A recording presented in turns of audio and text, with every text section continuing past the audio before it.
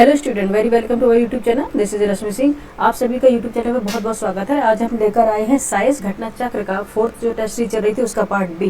ठीक है, part A complete हो चुका है, 75 क्वेश्चन हम कंप्लीट करा दिए हैं उसमें। ठीक है, आज हम लेकर आए हैं टेस्ट नंबर 4 का पार्ट बी। ठीक है, जिसमें 75 क्वेश्चन होंगे। इस तरह से पूरे 75 क्वेश्चन पार्ट ए में कराते हैं। ठीक है, और 75 क्वेश्चन पार्ट बी में कराते हैं। टोटल 150 क्वेश्चन हम कंप्लीट करा देते हैं। ठीक है, पीसीएस में जीएस में 150 क्वेश्चन आता है, जीएस फर्स्ट में, और फिर जीएस सेकंड होता है सी सेट का। ठीक है, सी सेट का हम कंप्रेशन स्किल करा दिए हैं, वो जाके देख लीजिएगा। 70 क्वेश्चन उसमें कंप्लीट कराए हैं। संचार एवं कम्युनिकेशन, ठीक है, कंप्रेशन स्किल, उसमें बहुत इंपॉर्टेंट क्वेश्चन कराए हैं। 70 क्वेश्चन जाके उसमें देख लीजिएगा। ठीक है, क्योंकि 15 से 20 क्वेश्चन उससे आते हैं। ठीक है, आइए चलते हैं। आज का क्वेश्चन नंबर 4 है, और 4 का पार्ट बी। 75 तक क्वेश्चन हम कर लिए थे, अभी स्क्रॉल कर लेते हैं। क्वेश्चन नंबर 75 कर लिए थे, आज हम कर लेते हैं 76 से। ठीक है, 76 से लेकर 150 तक क्वेश्चन कंप्लीट करेंगे। ठीक है, देख लेते हैं क्वेश्चन में क्या पूछ रहा है। क्वेश्चन नंबर है 76, निम्नलिखित को कालानुक्रम क्रोनोलॉजी में व्यवस्थित कीजिए। ठीक है, arrange the following in chronology. First है चौथी जो बौद्ध संगीति हुई थी वो। सेकंड है पुष्यमित्र शुंग उदय। थर्ड है कलिंग युद्ध।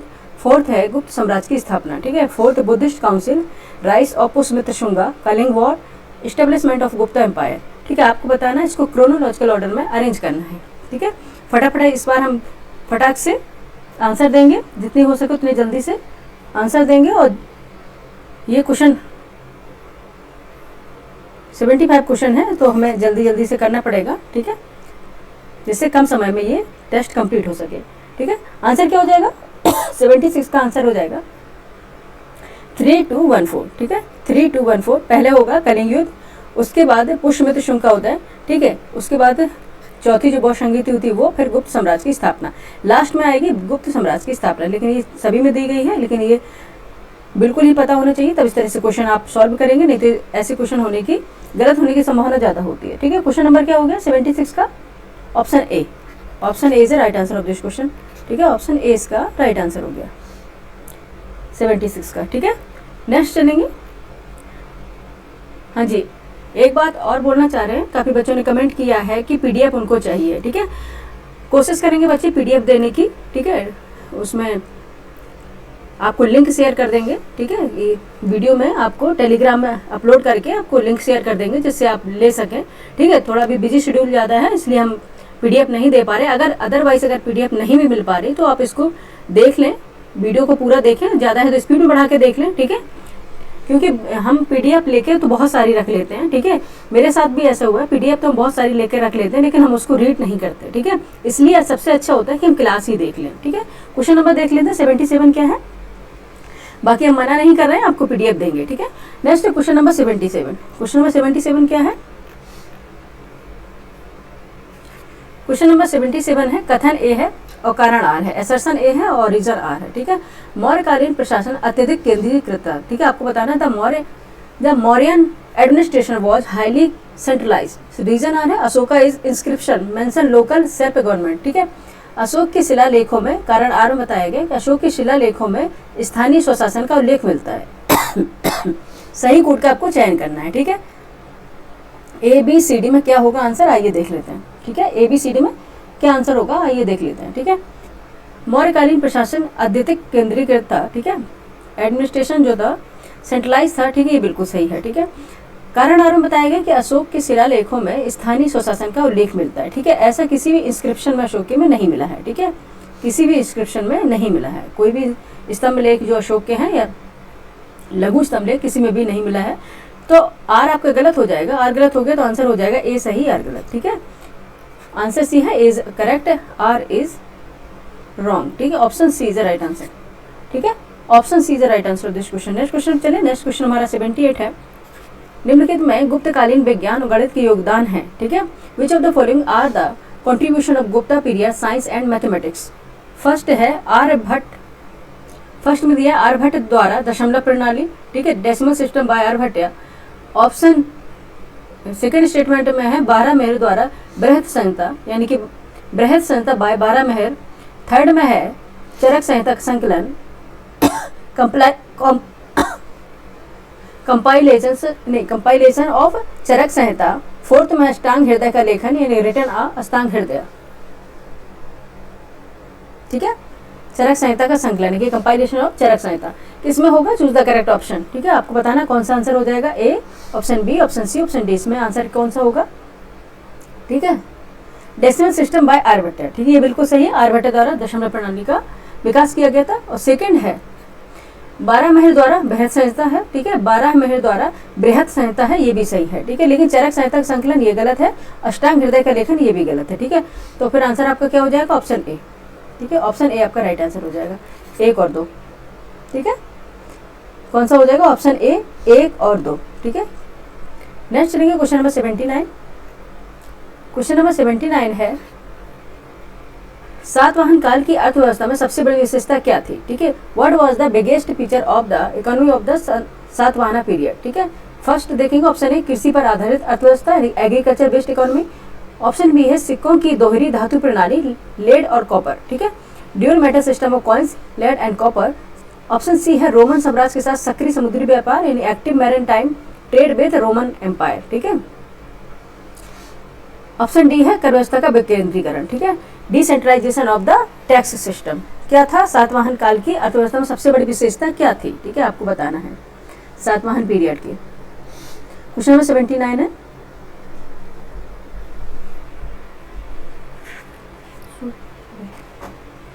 सेवेंटी नाइन का आंसर क्या होगा, ठीक है, आंसर हो जाएगा active maritime trade with the Roman empire, ठीक है, ऑप्शन सी रोमन साम्राज्य के साथ सक्रिय समुद्री व्यापार। तबियत ठीक नहीं, सो जाओ। नेक्स्ट है क्वेश्चन नंबर 80।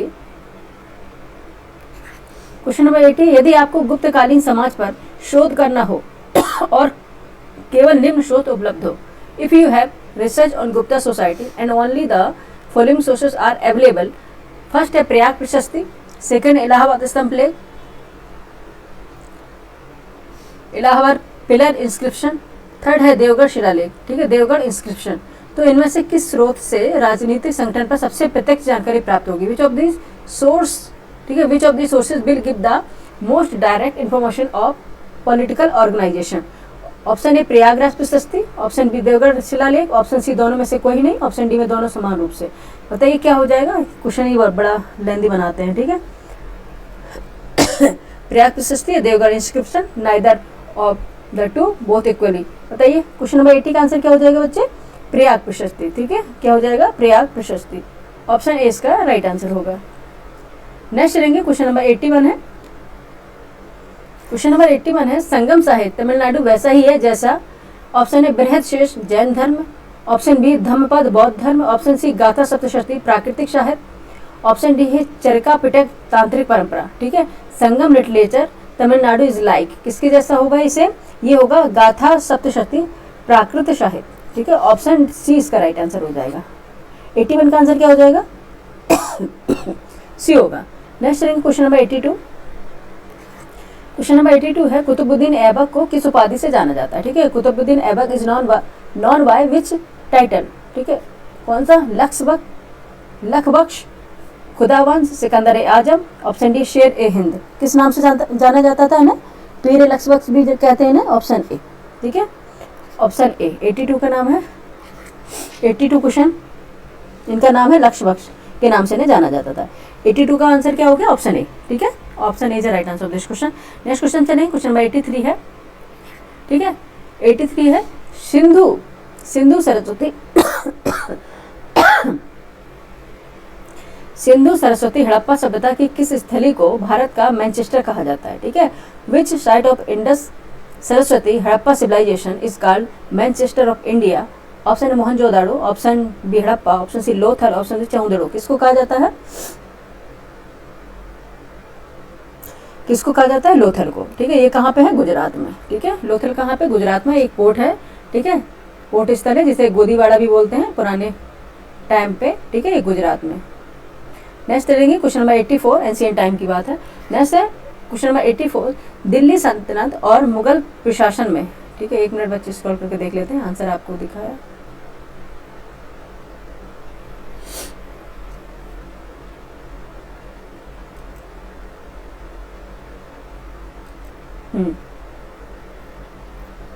कहाँ पे थे,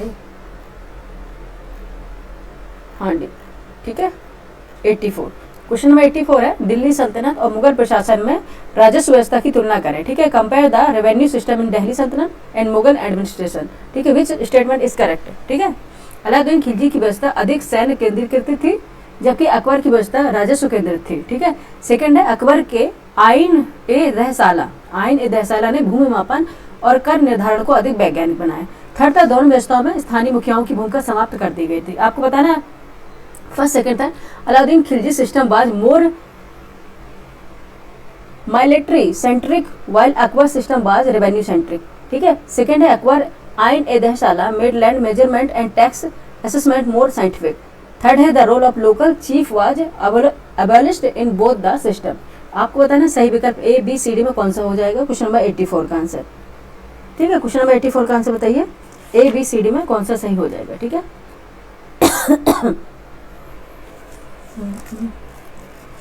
ठीक है, आंसर क्या होगा इसका, अलाउद्दीन खिलजी की व्यवस्था अधिक सैन्य केंद्रीकृत थी, जबकि अकबर की व्यवस्था राजस्व केंद्रित थी, ठीक है, ऑप्शन ए सही है। सेकंड है, अकबर के आईने दहसाला ने भूमि मापन और कर निर्धारण को अधिक वैज्ञानिक बनाया था, ठीक है, ये भी सेकंड है, सेकंड भी सही है, ठीक है। थर्ड है, दोनों व्यवस्थाओं में स्थानीय मुखियाओं की भूमिका समाप्त कर दी गई थी, ऐसी नहीं है, ठीक है। आंसर क्या हो जाएगा, ये गलत हो गया, 84 का आंसर क्या हो जाएगा, ऑप्शन ए, ऑप्शन ए इसका राइट आंसर हो जाएगा, ठीक है। 1 और 2 दोनों सही है। 84 का आंसर क्या होगा, ए हो गया, ठीक है। फटाफट करते चलेंगे, फटाफट करने से ऐसा होगा कि आपकी एग्जाम की प्रैक्टिस भी होती जाएगी और आपको लगेगा, पता चलेगा कि हम क्यों कि कितना जल्दी एनालिसिस कर सकते हैं, कितने जल्दी हम किसी भी क्वेश्चन का आंसर दे सकते हैं, ठीक है। क्वेश्चन नंबर 85 है, शेरशाह सूरी की प्रशासनिक नीति का सबसे दीर्घकालीन प्रभाव भारतीय इतिहास पर क्या रहा, ठीक है। What was the most long term impact of Sher Shah Suri administrative policy on Indian history, ठीक है। आपको बताना ऑप्शन ए, प्रांतीय विभाजन और प्रशासनिक ढांचा, provincial division and administrative structure. Option B है, जरब और शिका नामक मुद्रा व्यवस्था, currency system called Zarb and Sikka. Option C है, सड़क ए आजम और डाक व्यवस्था, Sadak e Azam and postal system. Option D में है, भूमि राजस्व मापन और निर्धारण पद्धति, land revenue measurement and assessment system. बताइए कौन सा होगा। शेरशाह सूरी की प्रशासनिक नीति का सबसे दीर्घकालीन प्रभाव भारतीय इतिहास पर क्या पड़ा था, ठीक है। ये था भूमि राजस्व मापन और निर्धारण पद्धति, ठीक है। ये था land revenue measurement and assessment system, ठीक है। 85 का आंसर क्या हो जाएगा, डी, ठीक है, डी आंसर होगा, ठीक, ऑप्शन डी इसका राइट आंसर होगा।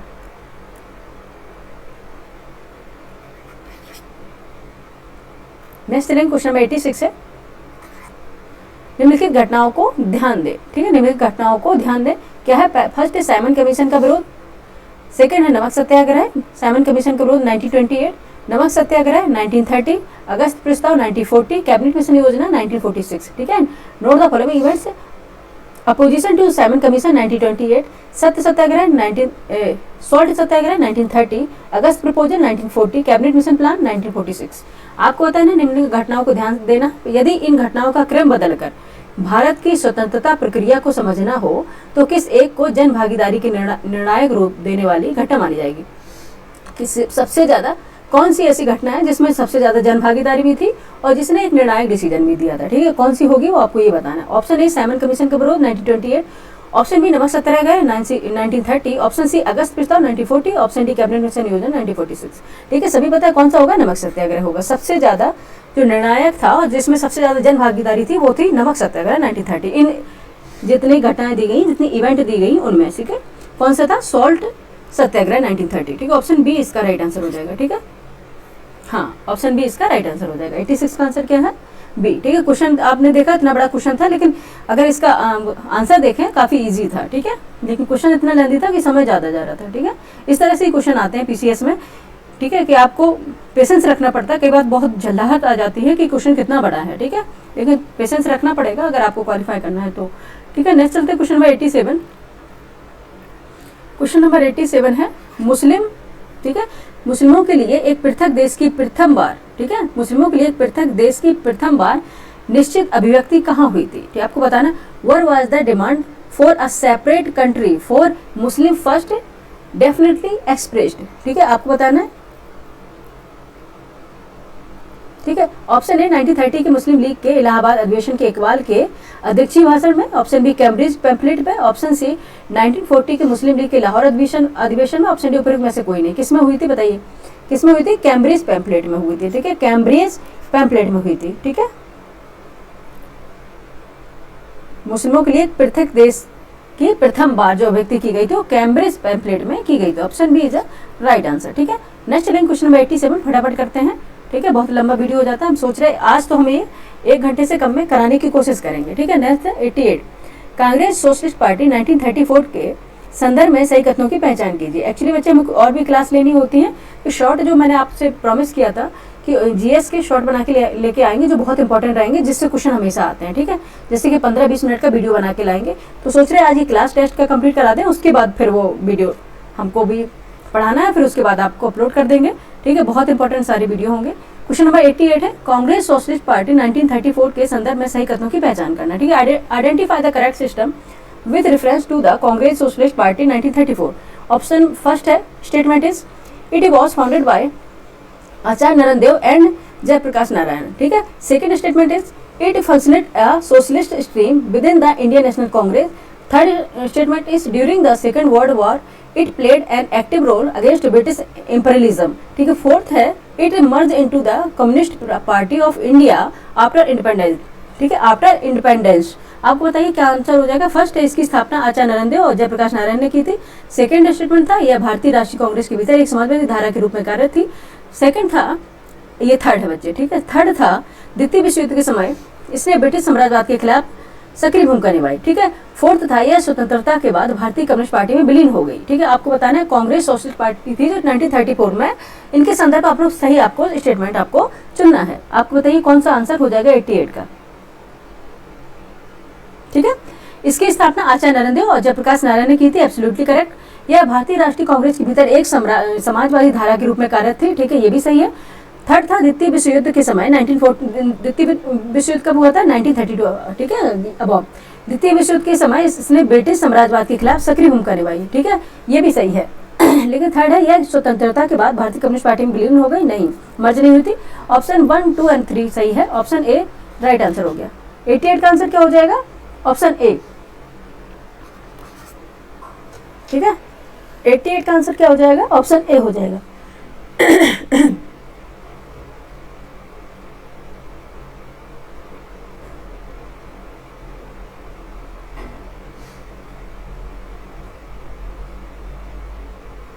ठीक है, ऑप्शन ए राइट आंसर हो जाएगा 88 का, ठीक है। नेक्स्ट चलते हैं क्वेश्चन नंबर 89, ठीक है। क्वेश्चन नंबर 89 देखते क्या है।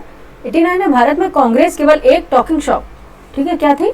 एक टॉकिंग शॉप है या जनता को भड़काने का मंच है, लेकिन ठोस प्रशासनिक क्षमता से रहित। उपरोक्त कथनों का सबसे उपयुक्त ऐतिहासिक संदर्भ क्या हो सकता है? ठीक है, ऑप्शन ए है भारतीय राष्ट्रीय कांग्रेस के गठन के शुरुआती वर्षों में ब्रिटिश दृष्टिकोण। ऑप्शन बी सबने अवज्ञा आंदोलन की असफलता पर ब्रिटिश आलोचना। ऑप्शन सी साइमन कमीशन की रिपोर्ट पर ब्रिटिश प्रतिक्रिया। ऑप्शन डी भारत छोड़ो आंदोलन की पृष्ठभूमि। ठीक है, आपको बताना है the Congress Indian is merely a talking shop. It is formed for initiating the masses, but devoid of the considerate administrative capacity. ठीक है, what could the most appropriate historical context about the statement? ठीक है, first है British attitude in the early year of formation of Indian National Congress. Second है British criticism of the failure of the civil disobedience movement. Option C है British reaction of the report of Simon Commission. Fourth है background of the Quit India movement. ठीक है, आपको बताना है क्या answer सही हो जाएगा 89 का.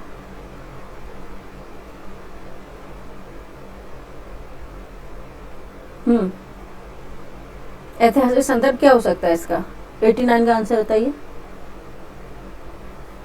ठीक है, ये था कि भारतीय राष्ट्रीय कांग्रेस के गठन के शुरुआती वर्षों में ब्रिटिश दृष्टिकोण. ठीक है, क्या था? British attitude in the early years of the formation of the Indian National Congress. Option A is the right answer. ठीक है, ऑप्शन ए इसका राइट आंसर हो जाएगा. ठीक है, ऑप्शन ए इसका राइट आंसर हो जाएगा.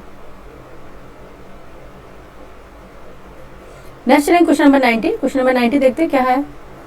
क्वेश्चन नंबर 90 है पुर्तगाली सबसे पहले भारत में कब आए और उन्होंने किस स्थान पर अपनी पहली फैक्ट्री स्थापित की. ठीक है, आपको बताना where did the Portuguese first come to India and where did the establish their first factory, ठीक है। ऑप्शन ए है 1498 कालीकट, ऑप्शन बी 1509 में 1509 गोवा, ऑप्शन सी 1510 यानी कि 1510 दीव, ऑप्शन डी दिया गया 1530 दमन। बताइए क्या आंसर हो जाएगा क्वेश्चन नंबर 90 का। क्वेश्चन नंबर 90 बताइए आंसर क्या हो जाएगा, ठीक है। इन्होंने सबसे पहले किस स्थान पर फैक्ट्री स्थापित की थी, कालीकट में, और आंसर क्या था, ईयर कौन सा था, 1498 में कालीकट, ठीक है। क्वेश्चन नंबर 90 का आंसर क्या हो गया, ऑप्शन ए, ठीक है। 90 का आंसर क्या हो गया, ऑप्शन ए, 1498 में कालीकट में किया था, ठीक है। नेक्स्ट चलेंगे, क्वेश्चन नंबर 91 है। क्वेश्चन नंबर 91 है भारत का मानसून ट्रफ सामान्यतः किस स्थान के समीप से गुजरता है, ठीक है। आपको बताना है India monsoon trough usually passes near which place, ठीक है। Option A Ganganagar, Allahabad, Patna, Kolkata, option B Amritsar, Delhi, Patna, Kolkata, option C Srinagar, Jaipur, Varanasi, Kolkata, option D Delhi, Bhopal, Ranchi, Kolkata. Bharat का मानसून जो ट्रफ है, मानसून ट्रफ सामान्यतः किस स्थान के समीप से होकर गुजरता है, ठीक है, आपको बताना है।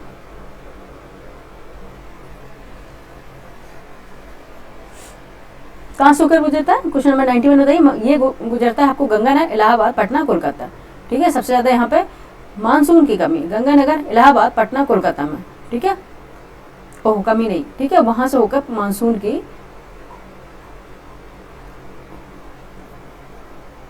विंड होती है जो वो वहां से होकर पास होती है, ठीक है। कहां से, गंगानगर, इलाहाबाद, पटना, कोलकाता, ठीक है।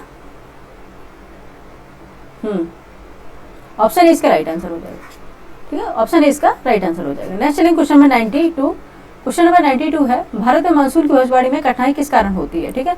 भारत में मानसून की भविष्यवाणी में कठिनाई किस कारण होती है, which of the following causes the difficulty in the forecasting monsoon in India, ठीक है। Option A uncertainty of El Nino and La Nino, option B affect Indian Ocean dipole, option C interference of western disturbance, option D है all of the above, ठीक है। Option है अलीनो और लानीनो की अनिश्चितता, option A भारतीय महासागर डाइपोल का प्रभाव, ऑप्शन सी पश्चिमी विक्षोभ का हस्तक्षेप, ऑप्शन डी सभी उपयुक्त, ठीक है। बताइए 92 का आंसर क्या हो जाएगा बच्चे, ठीक है। क्या होगा, एलिनो और लालिनो दोनों की अनिश्चितता है, ठीक है। दोनों का कोई अनसर्टेन है, ठीक है। जैसे कि एग्जाम अनसर्टेन होता है, आपका नहीं पता कि क्या पूछ लिया जाएगा, एलिनो और लालिनो की भी अनसर्टेनिटी होती है, ठीक है, अनसर्टेनिटी होती है, ठीक है। बी है भारतीय महासागर के डाइपोल का प्रभाव, ये भी सही है, और पश्चिमी विक्षोभ का हस्तक्षेप, ठीक है। उपरोक्त सभी सही होंगे, ऑप्शन डी इसका राइट आंसर हो जाएगा, ठीक है। All of the above. 92 का आंसर क्या हो जाएगा, ऑल ऑफ द अबव, सभी उपरोक्त, ठीक है। नेक्स्ट चलेंगे क्वेश्चन नंबर 93। क्वेश्चन नंबर 93 देखते हैं क्या पूछ रहा है, ठीक है। क्वेश्चन नंबर 93 देखते हैं क्या पूछ रहा है। 93 भारत में लाल मिट्टी का सबसे अधिक क्षेत्र निम्न में से किस राज्य में पाया जाता है, ठीक है। In India the largest area of red soil is found in which among the following state, ठीक है। Option A Rajasthan, option B Madhya Pradesh, option C Tamil Nadu, option D Maharashtra. कहाँ पे पाया जाता है सबसे ज्यादा, 93 का क्वेश्चन बताइए। आंसर है कहाँ पे होगा, तमिलनाडु में। सबसे ज्यादा जो रेड सॉइल का क्षेत्र है वो तमिलनाडु में पाया जाता है। नेक्स्ट चलेंगे क्वेश्चन नंबर 94। क्वेश्चन नंबर 94 है निम्नलिखित पर्वत चोटियों की ऊंचाई के अनुसार घटते क्रम डिसेंडिंग ऑर्डर में व्यवस्थित करना है आपको। Arrange the following mountain peaks in descending order according there Heights, ठीक है। फर्स्ट नंदा देवी, सेकंड कामेर, थर्ड है यहाँ पे थर्ड है कंचनजंगा, फोर्थ है धौलागिरी, ठीक है। इनके अकॉर्डिंग इनकी हाइट को अरेंज करना है, हाइट के अकॉर्डिंग इनको अरेंज करना है। बताइए कौन हो जाएगा, डिसेंडिंग ऑर्डर में करना है, ठीक है। असेंडिंग में, डिसेंडिंग में, इनकी बड़े से छोटा, बड़े से छोटा। 94 का आंसर बताइए, ठीक है। 94 का आंसर हो जाएगा, पहले होगा, सबसे पहले है ये थर्ड कंचनजंगा, ठीक है। सबसे बड़ी कंचनजंगा हाइट है, अब हाइट देख लीजिएगा एक बार, ठीक है। सबसे बड़े ये सारी माउंटेन रेंजेस है, इनकी हाइट देख लीजिएगा। बाकी अभी हम इसलिए नहीं बता रहे कि अभी हम जस्ट आपको कराने वाले हैं, सबके एक शॉर्ट वीडियो बनाने वाले हैं, ठीक है। उसमें सब कुछ बताएंगे, ठीक है। तो सबसे पहले कंचनजंगा है, उसके बाद है धौलागिरी, देन है नंदा देवी, और लास्ट में है कामेत, ठीक है। आंसर हो जाएगी आपकी, आंसर आपका क्या निकल के आएगा, ऑप्शन ए। 94 का आंसर क्या है, ऑप्शन ए 3412, 3412, ठीक है। नेक्स्ट चलेंगे, नेक्स्ट क्वेश्चन हमारा 95 है। क्वेश्चन नंबर 95 है भारत की कौन सी नदी रिवर्स ड्रेनेज उल्टी धारा के लिए जानी जाती है, ठीक है। Which river of India is known as, ठीक है, which river of India is known for reverse drainage, ठीक है। कौन सी, चंबल, घग्गर, सोन या महानदी, ठीक है, कौन सी होगी वो? जो रिवर्स ड्रेनेज होती है वो कौन सी होगी? इसमें तो अगर देखें इसमें चंबल भी है रिवर्स ड्रेनेज का सिस्टम, ठीक है, इसमें चंबल भी है, सोन भी है, ठीक है, इसमें दो नदी दे दी गई है, लेकिन अगर हम देखें तो सोन है, ये भी रिवर्स है ड्रेनेज है, और चंबल भी है, ठीक है। ऑप्शन सी चंबल है, ठीक है, ठीक है। चंबल किस तरह से प्रवाहित होती है? ये उत्तर की तरफ, ठीक है, उत्तर की तरफ होती है, ठीक है, और रिवर्स ड्रेनेज है सोन, ठीक है, ऑप्शन सी है राइट आंसर, उल्टी धारा में बहने वाली, ठीक है, सोन भी है चंबल भी है इसमें, ठीक है, इसमें लेकिन उन्होंने आंसर सी दिया है, अपन ही बता देते हैं, लेकिन ये चंबल भी होगा, ठीक है। नेक्स्ट क्वेश्चन नंबर 96 है,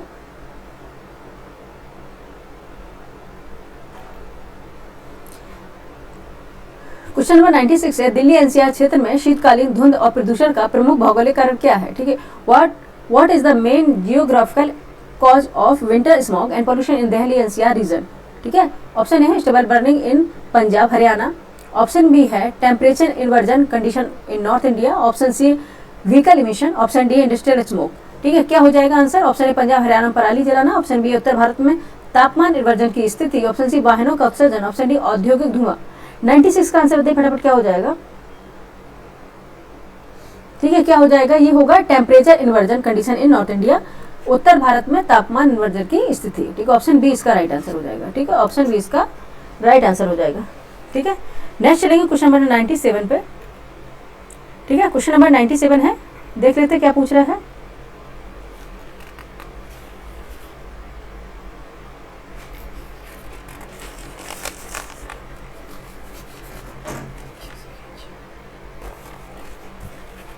क्वेश्चन नंबर 97 है, कौन सा कथन सही है, ठीक है, विच स्टेटमेंट इज करेक्ट, ठीक है। फर्स्ट देखेंगे अमेजन नदी का जल प्रवाह विश्व में सर्वाधिक है, ठीक है। सेकंड है नील नदी की लंबाई अमेजन से अधिक है। थर्ड है, ठीक है, ये इन्होंने नंबर यहाँ पे आप देखेंगे इंग्लिश वर्जन में सारी नंबर सही है, लेकिन हिंदी में देखो यहाँ पे 2 ही लिख दिया है, ठीक है। थर्ड है यांगसी एशिया की सबसे लंबी नदी है। फोर्थ है मिसिसिपी मिसौरी का जल ग्रहण क्षेत्र विश्व का सबसे बड़ा है। आपको पता है the Amazon river is the highest water flow in the world. Second statement है the length of the Nile river is more than that of the Amazon. Third है the Yangtze is the longest river in Asia. Fourth है the Mississippi Missouri catchment area in the largest in the world. ठीक है, बताइए answer क्या हो जाएगा आपको, A B C D में आंसर बताइए। अमेजन नदी का जल प्रवाह विश्व में सर्वाधिक है, ठीक है, ये सभी जानते हैं, ठीक है। अमेजन का यानी कि जो वाटर कैचमेंट एरिया है सबसे ज्यादा है, ठीक है, वाटर कैचमेंट एरिया यानी कि सबसे ज्यादा चौड़ी है अमेजन बेसिन में, ठीक है। नेक्स्ट देखेंगे नील नदी की लंबाई अमेजन से अधिक है, ठीक है, एब्सोल्युटली करेक्ट है कि नील नदी सबसे लंबी नदी, ठीक है, लंबाई में, ठीक है, लंबाई में और अगर चौड़ाई में तो अमेजन है, ठीक है। नेक्स्ट देखेंगे यांगसी एशिया की सबसे लंबी नदी है। एशिया की सबसे लंबी नदी अगर पूछी जाए तो ये यांगसी है, ठीक है, यांगसी, ठीक है, ये एशिया की सबसे लंबी नदी है, ठीक है। फोर्थ है मिसिसिपी मिसौरी के जलग्रहण क्षेत्र विश्व का सबसे बड़ा है, गलत है, ठीक है, अभी बता दिए हैं अमेजन है, ठीक है, ये तो कॉन्ट्राडिक्टरी हो गया, ठीक है, जैसे कि इसमें पहले ही दे दिया है, ठीक है। तो फोर्थ अगर गलत होगा तो हम एलिमिनेशन प्रोसेस अभी यूज कर लेते हैं, शायद उससे क्वेश्चन निकले, ठीक है। अगर 4 इसमें गलत है तो हम ये इसको भी क्रॉस करेंगे, इसको भी क्रॉस करेंगे, ठीक है। अब देख लेते हैं कि 1 2 3, ठीक है, फिर भी एलिमिनेशन प्रोसेस से नहीं निकल रहा है, ठीक है, 2 हम ऑप्शन में आके फंस रहे हैं, 1 2 3 या 1 3, ठीक है। तो आंसर आपने देखा कि दो भी सही है, तो इसलिए आंसर आपका option A is the correct answer of this question, ठीक है, option A is the correct answer of this question. 97 का आंसर क्या होगा, ए होगा, ठीक है, ठीक है, ए होगा। नेक्स्ट चलेंगे क्वेश्चन नंबर 98। क्वेश्चन नंबर 98 है, निम्न को कालानुक्रम क्रोनोलॉजी में विस्तृत करना है, ठीक है, क्रोनोलॉजी में आपको विस्तृत करना है, अरेंज द फॉलोइंग क्रोनोलॉजी, ठीक है। फर्स्ट है मैगेलन का विश्व परिक्रमा अभियान। सेकंड है कोलंबस द्वारा अमेरिका की खोज, ये फिर देखो यहाँ पे कर दिए, थर्ड नंबर होगा। थर्ड है वास्को डी गामा का भारत आगमन, और फोर्थ है कैप्टन कुक की खोज यात्रा है, ठीक है। Arrange the following chronology order में आपको अरेंज करना है। मैगेलन का देखना है विश्व परिक्रमा अभियान, ठीक है, आइए इसे अरेंज कर लेते हैं। 97 का आंसर आपको पता है ना, ऑप्शन ए, हाँ ओके। 98 का बताइए,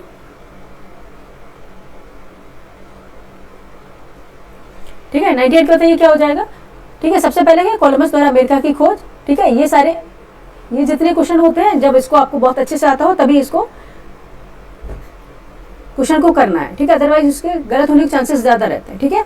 आंसर क्या हो जाएगा, पहले कोलंबस द्वारा अमेरिका की खोज, देन वास्को डी गामा द्वारा भारत का आगमन, ठीक है, फिर आता है मैगलन का विश्व परिक्रमा अभियान, ये तो किसी को नहीं पता था, कैप्टन कुक की खोज लास्ट में आएगी 4th नंबर पे। ऑप्शन ए इसका राइट आंसर हो जाएगा, ठीक है। क्वेश्चन नंबर ए 98 का क्वेश्चन, ऑप्शन ए इसका राइट आंसर होगा, ठीक है। ओके, ऑलराइट, नेक्स्ट चलते हैं क्वेश्चन नंबर 99 पे। क्वेश्चन नंबर 99 है, यदि पृथ्वी का झुकाव एक्सिस टिल्ट वर्तमान 22.5 डिग्री से घटकर 0 डिग्री हो जाए तो क्या होगा, ठीक है, आपको बताना। What will happen if the earth axis tilt decreases from the present 23.5 या 23.5 डिग्री टू 0 डिग्री, ठीक है, तो क्या हो जाएगा। ऑप्शन है, पृथ्वी पर ऋतुएं लगभग समाप्त हो जाएंगी, the season of earth will almost disappear, ठीक है। ऑप्शन बी में ध्रुवों पर सदा बर्फ नहीं रहेगी, there will be no permanent ice on the poles, ठीक है। ऑप्शन सी में दिया है, भूमध्य रेखा पर दिन और रात की लंबाई असमान होगी, ठीक है। The length of day and night will be unequal on the equator. Option D में होगा, विश्व रेखा पर वर्षा पूर्णतः बंद हो जाएगी, rainfall will completely stop on the equator, ठीक है। बताइए क्या हो जाएगा आंसर, ठीक है। ऐसा होगा तो जैसे पहले ही पढ़ा चुके हैं, जो इसी चैनल पर आप देख सकते हैं, कॉन्सेप्ट वाइज सारी क्लास डली हुई है, ठीक है, लेकिन अब कॉन्सेप्ट देखने का टाइम भी नहीं है आप लोगों के पास, ठीक है। पीसीएस का एग्जाम होने के बाद आप कॉन्सेप्ट देख लीजिएगा, ठीक है, क्योंकि इसके बाद दिसंबर में एसआई का भी एग्जाम लगा हुआ है, ठीक है। पीसीएस के बाद हम एसआई के लिए क्लास स्टार्ट कर देंगे, ठीक है। नेक्स्ट देखिए, तो क्या था, पृथ्वी पर ऋतुएं लगभग समाप्त हो जाएंगी, ठीक है। अगर ऐसा होता है कि जो टिल्टेड है यानी कि एक्सिस पर जो झुकी हुई है वो 0 डिग्री हो जाए, तो फिर वहां पर ऋतुएं भी समाप्त हो जाएंगी। जैसे अगर जहां पे दिन है वहां दिन रहेगा, जहां पे रात है वहां रात होगी, ठीक है। और क्या हो जाएगा, मौसम का परिवर्तन भी बंद हो जाएगा, the season of the earth will almost disappear, ठीक है। Option A is the right answer of this question, ठीक है। ऑप्शन ए होगा 99 का, ठीक है। नेक्स्ट चलेंगे क्वेश्चन नंबर 100।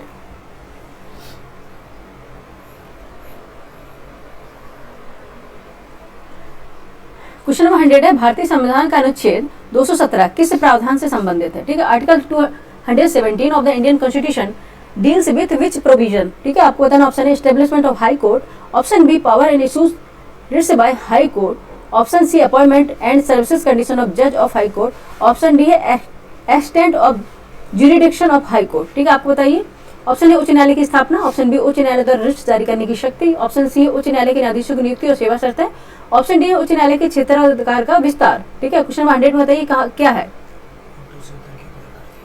ओके, 1 मिनट का ब्रेक लेते बच्चे।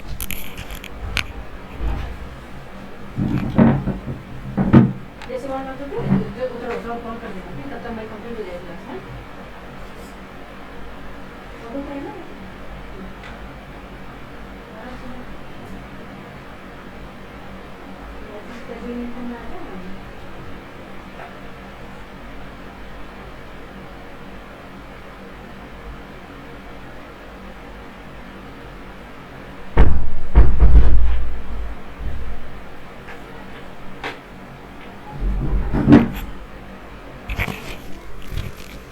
ओके। हाँ जी बच्चे,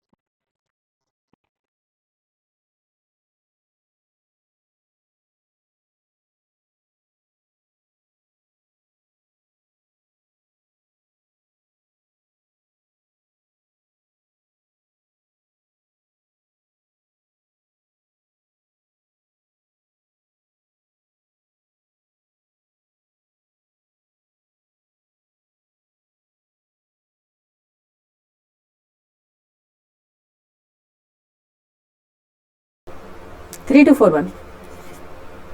ठीक है, नेक्स्ट चलते क्वेश्चन नंबर 102। क्वेश्चन नंबर 102 है, ग्राम न्यायालय अधिनियम 2008 के संदर्भ में निम्नलिखित कथनों में से कौन से सही है? निम्नलिखित कथनों में से कौन से सही है? Which of the following statement is are correct with reference to Gram Nyayalaya act 2008? ठीक है, according this act Gram Nyayalaya can try only civil cases not criminal cases. Second है, this act accept local social activities mediator and conciliators. ठीक है, बताइए क्या answer हो जाएगा? ठीक है, फर्स्ट है, इस अधिनियम के अनुसार ग्राम न्यायालय केवल सिविल मामलों की सुनवाई कर सकता है, आपराधिक मामलों की नहीं। सेकेंड स्टेटमेंट दिया है, यह अधिनियम स्थानीय सामाजिक सक्रियतावादियों को मध्यस्थ सुलहकर्ता के रूप में स्वीकार करता है। ठीक है, ठीक है। सेकेंड का क्या था? This act accept local social activist as mediators conciliators. ठीक है, बताइए क्या हो जाएगा answer? Mediators and conciliators. Answer क्या हो जाएगा 102 का? फटाफट आंसर देते चलिए बच्चे। ठीक है, क्या हो जाएगा?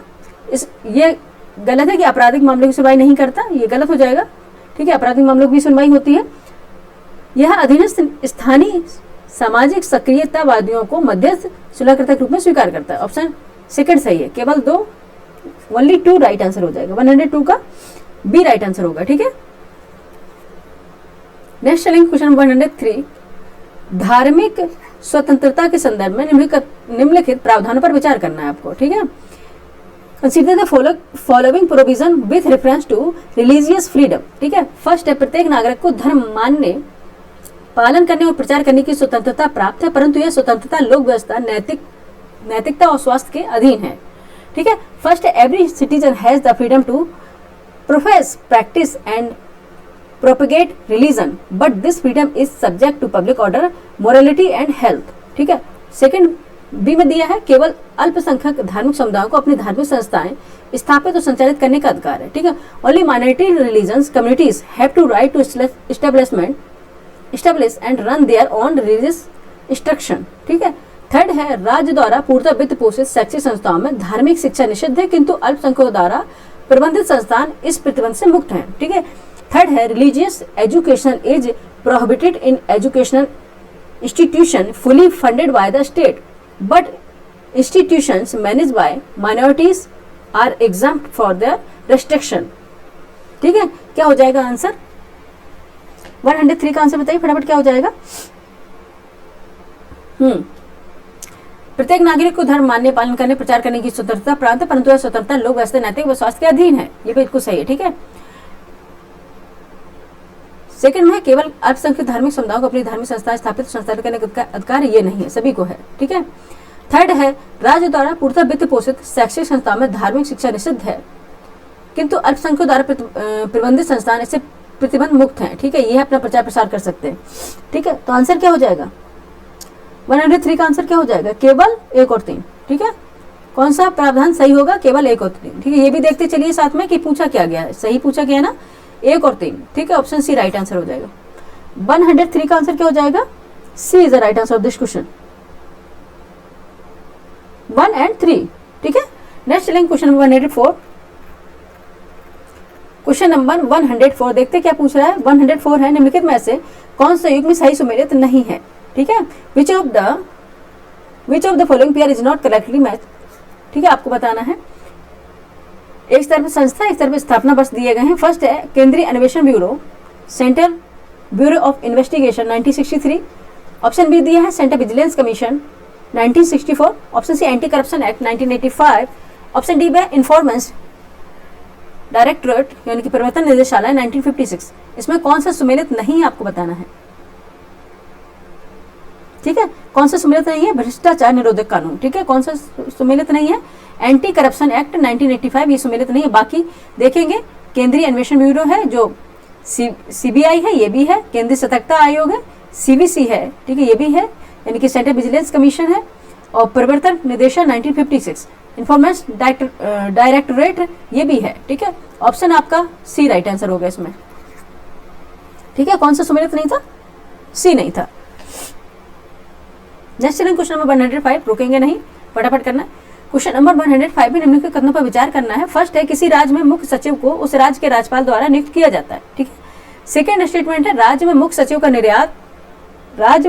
नियत कार्यकाल होता है। ठीक है, आपको बताना है consider the following statement, the chief secretary in a state appointed by the governor of the state. Second statement is the chief secretary is a state has fixed tenure. ठीक है, आपको बताना क्या आंसर हो जाएगा 105 का। ठीक है, किसी राज्य के मुख्य सचिव को उस राज्य के राज्यपाल द्वारा नियुक्त किया जाता है, बिल्कुल गलत। ठीक है, मुख्य सचिव को उस राज्य के राज्यपाल द्वारा, मुख्य सचिव को कहां से करेंगे, तो प्रेसिडेंट अपॉइंट करते हैं। ठीक है, ये तो गलत है।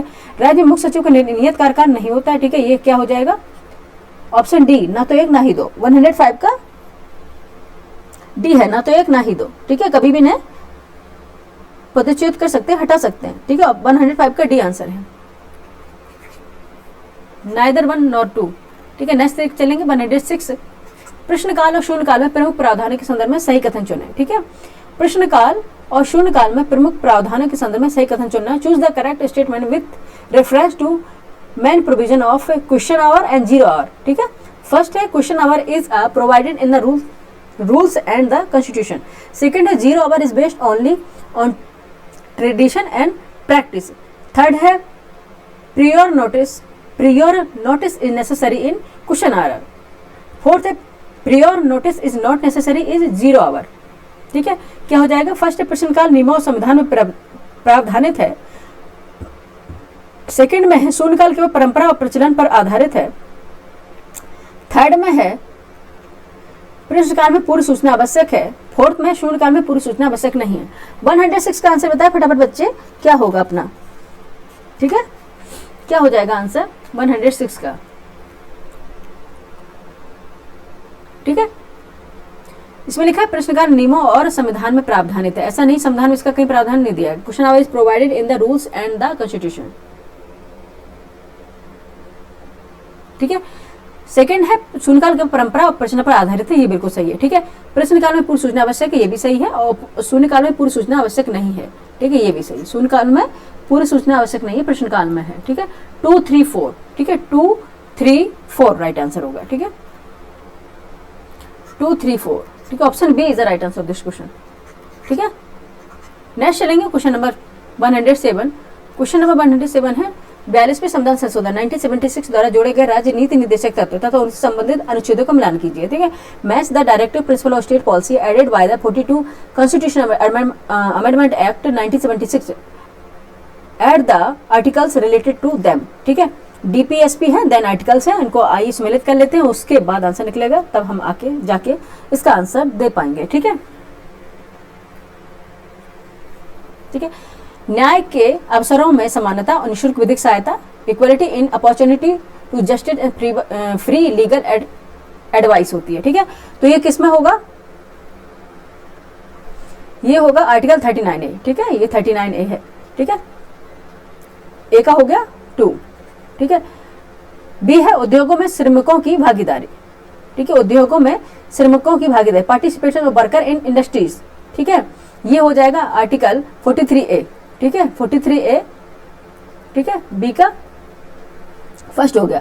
सी में है पर्यावरण वन एवं वन्यजीवों का संरक्षण। ठीक है, protection of environment forest and wild life. ठीक है, इसका हो जाएगा हमारा आर्टिकल 48A।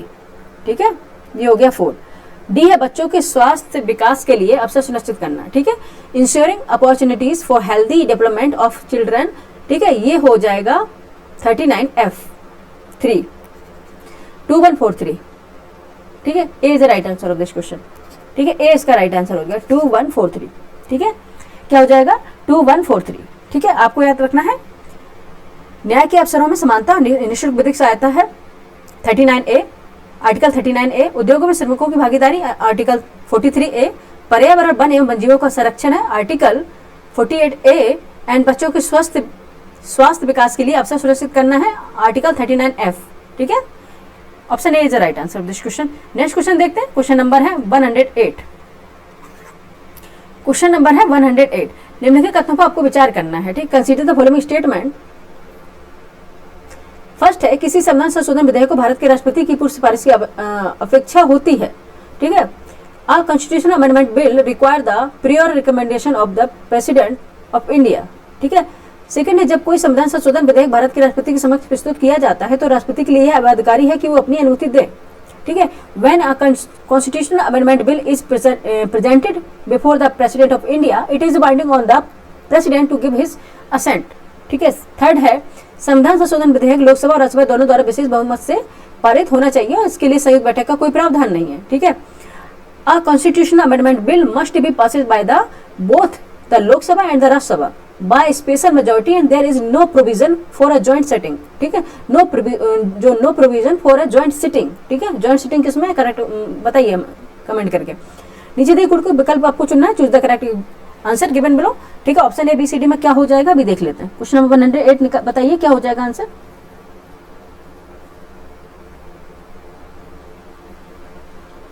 ठीक है, जब किसी संविधान संशोधन विधेयक को भारत के राष्ट्रपति की पूर्व सिफारिश की अपेक्षा होती है, किसी संविधान संशोधन विधेयक को भारत के राष्ट्रपति की पूर्व सिफारिश की अपेक्षा होती है, ठीक है, ये गलत है। किसी संविधान संशोधन विधेयक को भारत के राष्ट्रपति की पूर्व सिफारिश की अपेक्षा, संविधान संशोधन विधेयक में ऐसा नहीं है, ठीक है। संविधान संशोधन विधेयक में ऐसा नहीं है, मनी बिल में है ये, ठीक है। सेकेंड है, जब कोई संविधान संशोधन विधेयक भारत के राष्ट्रपति के समक्ष प्रस्तुत किया जाता है, राष्ट्रपति के लिए बाध्यकारी अनुमति दे। संविधान संशोधन में ऐसा है, ठीक है। संविधान जो संशोधन विधेयक होता है उसमें अनुमति देने के लिए बाध्यकारी है, ठीक है। थर्ड है, संविधान संशोधन विधेयक लोकसभा और राज्यसभा दोनों द्वारा विशेष बहुमत से पारित होना चाहिए और इसके लिए संयुक्त बैठक का कोई प्रावधान नहीं है। ऐसा तो नहीं, इसमें क्या पूछा गया, सही विकल्प का चयन करें।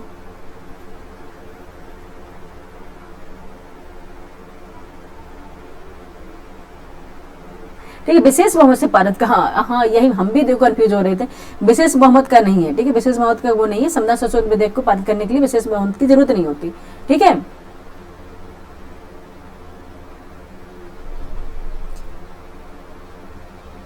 ये तो हमें कुछ क्वेश्चन में गड़बड़ लग रहा है बच्चे। संविधान संशोधन विधेयक लोकसभा राज्यसभा दोनों द्वारा विशेष बहुमत से पारित होना चाहिए और इसके लिए संयुक्त बैठक का कोई प्रावधान नहीं है, ठीक है। इसे कुछ से विकल्प को चयन करें, ठीक है। इसका आंसर तो लग रहा है इसमें स्टार लगाएंगे बच्चे, समझ में नहीं आ रहा इसका आंसर क्या होना चाहिए, ठीक है।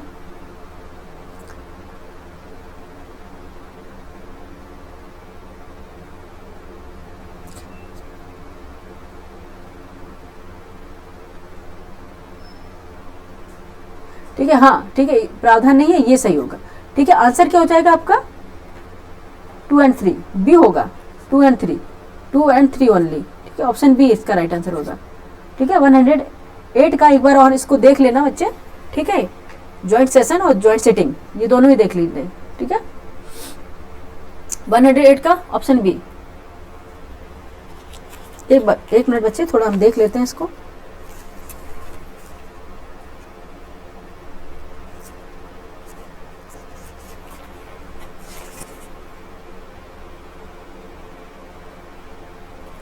ठीक है, नेक्स्ट चलते हैं question number 109।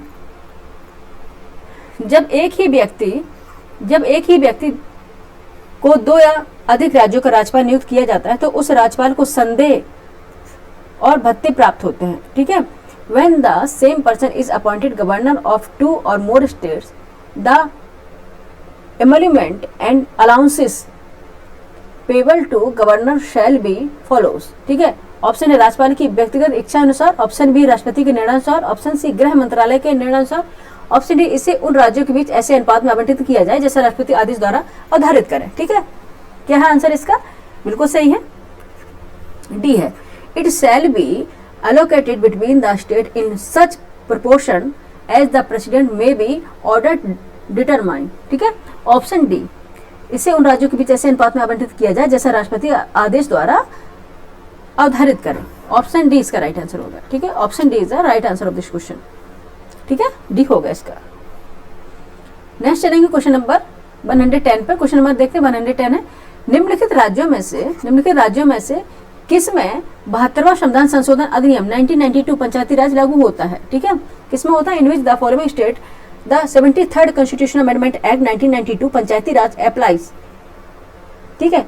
Nagaland option A, option B Meghalaya, option C Mizoram, option D Assam, ठीक है। 110 का आंसर बताइए बच्चे, क्या हो जाएगा, असम में, ठीक है, असम में होगा, डी आंसर हो जाएगा, ऑप्शन डी इसका राइट आंसर हो जाएगा। नेक्स्ट चलेंगे क्वेश्चन नंबर 111। क्वेश्चन नंबर 111 है, हाल ही में प्रस्तुत 130वां संविधान संशोधन विधेयक 2025 किससे संबंधित है? The recently introduced 130th constitutional amendment bill 2025 is related to, ठीक है, किससे है? ऑप्शन ए है immediate enforcement of women reservation in Lok Sabha and legislative assembly without new delimitation process. Option B है mandatory participation of chief justice of India in the appointment committee of chief election commissioner and election commissioner, ठीक है, double bar कर दिया गया। C है the post of prime minister, chief minister and minister will be considered vacant if they are in judicial custody more than 30 days। Option D में दिया है fix 5-year term, ठीक है, fixed 5-year term of parliament and legislative assembly without the possibility of early dissolving to implement one nation one election, ठीक है। बताइए क्या हो जाएगा? ठीक है, हिंदी में बता दें आपको, ये एक लोकसभा एवं विधानसभा में महिला आरक्षण का तत्काल परिवर्तन बिना नई परमिशन प्रक्रिया के। ऑप्शन बी मुख्य निर्वाचन आयोग निर्वाचन आयुक्तों की नियुक्ति समिति में भारत के मुख्य न्यायाधीश की अनिवार्य भागीदारी। ऑप्शन सी प्रधानमंत्री, मुख्यमंत्री एवं मंत्रियों का पद रिक्त माना जाएगा यदि वे 30 दिन के अधिक न्यायिक हिरासत में है। डी है एक राष्ट्र एक चुनाव लागू करने हेतु संसद और विधानसभाओं की स्थिर 5 वर्षीय अवधि बिना पूर्व की संभावना के। हाल में प्रस्तुत 130वां जो संविधान संशोधन था वो कब क्यों लाया गया था? इससे विधेयक 2025 किससे संबंधित है? बस यही आपको बताना है, ठीक है, इतना सारा इसमें बोलना ही नहीं है। ये लाया गया था प्रधानमंत्री, मुख्यमंत्री या मंत्रियों का पद रिक्त माना जाएगा यदि वे 30 दिन से अधिक न्यायिक हिरासत में है, ठीक है। अगर वो 30 दिन से ज्यादा न्यायिक हिरासत में है तो उनका वेकेंट माना जाएगा उनका पद, ठीक है, वेकेंट होगा यानी कि पद मुक्त होगा, रिक्त माना जाएगा, ठीक है, पद रिक्त माना है, मुक्त और रिक्त में अंतर है, ठीक है, रिक्त माना जाएगा। 100 का 11 है सी, ठीक है, सी होगा। 130 जो संविधान अमेंडमेंट लाया था। नेक्स्ट देखिए क्वेश्चन नंबर 112 है, भारत में मौद्रिक नीति मॉनेटरी पॉलिसी के प्रमुख उपकरण कौन है? ठीक है, what are the main instruments of monetary policy in India? ठीक है, फर्स्ट देखेंगे cash reserve ratio CRR, fiscal deficit, third है रेपो रेट और फोर्थ है पब्लिक डेब्ट। ठीक है, बताइए कौन सा इसमें मौद्रिक नीति मॉनेटरी पॉलिसी के उपकरण है, टूल्स हैं। ठीक है, कई बार आपने पढ़े होंगे, आपको पता होना चाहिए। ठीक है, हर बार बताएं ये जरूरी नहीं। अरे ये 3 है बाबा, ठीक है, इसने सभी में लिख दिया। ठीक है, बताइए कैश रिजर्व रेशियो है, CRR है, दूसरा कौन सा हो जाएगा बताइए? तीसरा रेपो रेट है। ठीक है, ना तो राजकोषीय घाटा है ना सार्वजनिक ऋण है। ठीक है, कौन सा हो जाएगा? 1 और 3rd। Option A right answer हो जाएगा। ठीक है, cash reserve ratio and repo rate, reverse repo rate. ठीक है, SLR, CRR, ये सारे क्या हैं? टूल्स है मॉनेटरी पॉलिसी के। ठीक है, ऑप्शन ए राइट आंसर है। ठीक है, नेक्स्ट चलेंगे क्वेश्चन नंबर 113 है, भारत का कौन सा राज्य सर्वाधिक प्रत्यक्ष विदेशी निवेश FDI प्राप्त करता है? Which state of India receives the highest foreign direct investment FDI? ठीक है, कौन सा होगा वो? Option A Maharashtra, Gujarat, Karnataka, Delhi. ठीक है, बताइए आंसर कौन सा होगा? महाराष्ट्र होगा। ठीक है, ये कई बार ये राज्य की बात है तो महाराष्ट्र है, ऑप्शन ए। ठीक है, ऑप्शन ए हमारा राइट आंसर है। नेक्स्ट देखिए क्वेश्चन नंबर 114, फटाफट करेंगे क्योंकि हमें और भी एक क्लास लेनी है। 114 है, निम्नलिखित कथनों पर विचार करना है। ठीक है, फर्स्ट है भारत की सेवा क्षेत्र का GVA में योगदान उद्योग क्षेत्र से अधिक है। सेकंड है कृषि में सबसे अधिक श्रमिक लगे हैं लेकिन GDP GVA में योगदान सबसे कम है। थर्ड है भारत में उद्योग क्षेत्र का GDP योगदान सेवा क्षेत्र से अधिक है। ठीक है, consider following statement, the contribution of service sector to GVA India is more than that industry sector. Second statement is agriculture employs the highest number of workers but contributes the least the GDP GVA। ठीक है, third है the contribution of industry sector to GDP in India is more than that of service sector. ठीक है, आपको बताना answer क्या हो जाएगा 114 का ABCD में क्या होगा बताइए?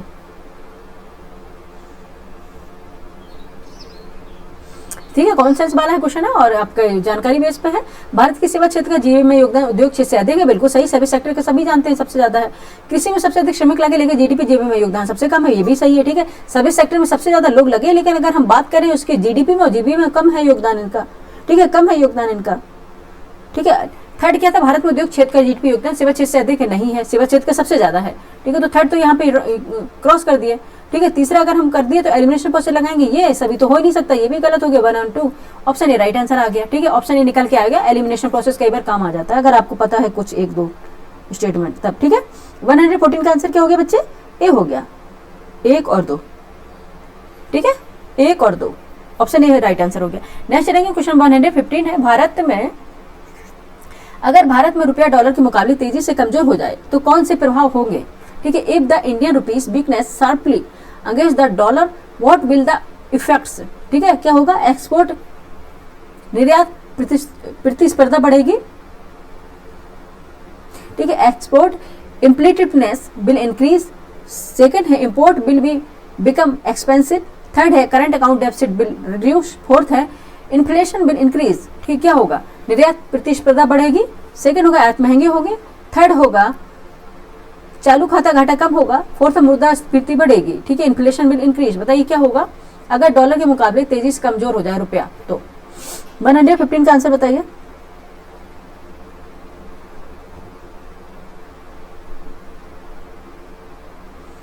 ठीक है, निर्यात प्रतिस्पर्धा बढ़ेगी, एब्सोल्युटली करेक्ट। ठीक है, आयात महंगे होंगे, आयात महंगे होंगे, ये भी सही है। और होगा चालू खाता घाटा कम होगा, ये गलत है। ठीक है, मुद्रास्फीति बढ़ेगी। ठीक है, मुद्रास्फीति बढ़ेगी। आंसर हो जाएगा 1, 2 और 4। 1, 2 और 4। ठीक है बच्चे, शॉर्टेज है टाइम की, एक्सप्लेनेशन करने का अब टाइम भी नहीं बचा है। ठीक है, आप अपना आंसर लगाइए 1, 2 और 4। ऑप्शन ए हो गया ना? 1, 2, 4। हाँ, नेक्स्ट चलेंगे क्वेश्चन 116 है गुलाबी क्रांति पिंक रेवोल्यूशन। ठीक है, गुलाबी क्रांति पिंक रेवोल्यूशन निम्नलिखित में से सर्वाधिक किससे संबंधित है? Pink revolution in most related to which of the following? Horticulture, shrimp and meat, silk production, fruit processing. ठीक, बताइए। ऑप्शन ए बागवानी, झींगा मांस और रेशम उत्पादन या फल प्रसंस्करण से किससे संबंधित होगा? यह झींगा और मांस उत्पादन से संबंधित है। Option B is the right answer of this question. Next question पे चलते हैं, क्वेश्चन नंबर फटाफट चलते हैं। नेक्स्ट क्वेश्चन है 117। आधुनिक पारिस्थितिकी मॉडर्न इकोलॉजी में जैव ऊर्जात्मक दृष्टिकोण बायो एनर्जेटिक अप्रोच क्या है? ठीक है, बायो एनर्जेटिक अप्रोच क्या है आपको बताना है। ठीक है, ऑप्शन ए है जीवित प्राणियों के बीच खाद्य संबंधों में समानता और भिन्नताओं का अध्ययन तथा उनके जीवन को सहारा देने वाले विभिन्न प्रकार की ऊर्जा का अध्ययन। ऑप्शन बी में संकटग्रस्त पारितंत्रों इकोसिस्टम द्वारा ऊर्जा को बनाए रखने का अध्ययन। ऑप्शन सी संकटग्रस्त पारितंत्रों द्वारा ऊर्जा की हानि का अध्ययन। ऑप्शन डी चक्रवात बनने के दौरान गहरे महासागरों में ऊर्जा का अध्ययन। ठीक है, आपको बताना। ऑप्शन है study of similarities and differences in food relation among living organism and the study of different types of energy that support their life.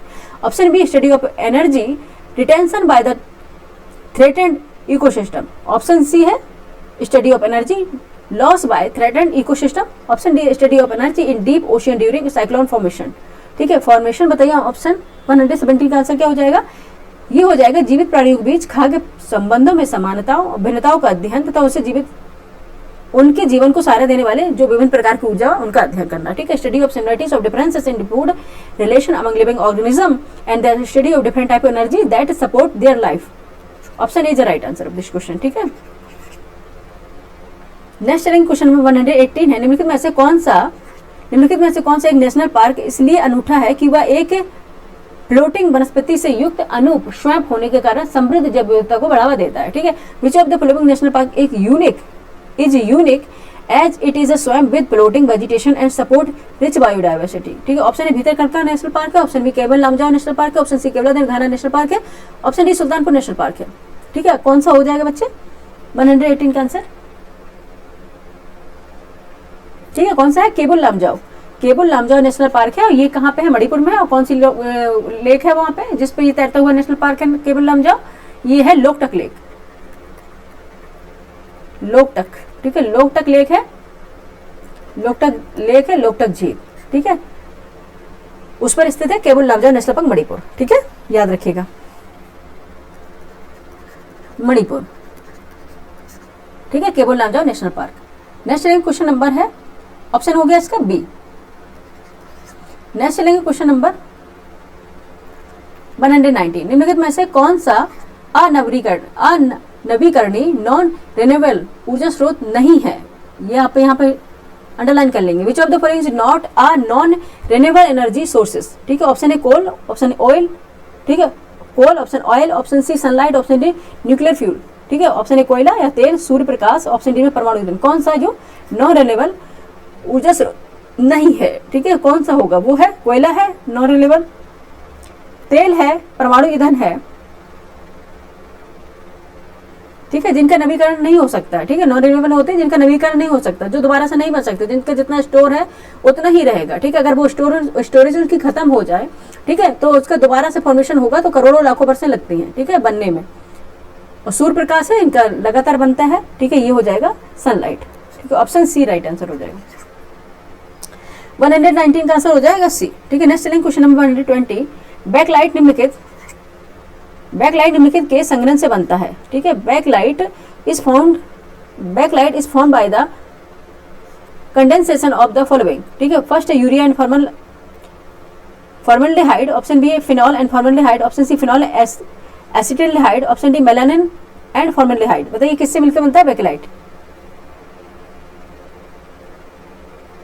ठीक है, ये बनता है फिनॉल एंड फॉर्मल्डिहाइड से, ठीक है। ऑप्शन बी राइट आंसर हो जाएगा, ठीक है। ऑप्शन बी 120 का राइट आंसर होगा, फिनॉल एंड फॉर्मल्डिहाइड, ठीक है। नेक्स्ट चलिए क्वेश्चन 121 फटाफट कर लेते हैं।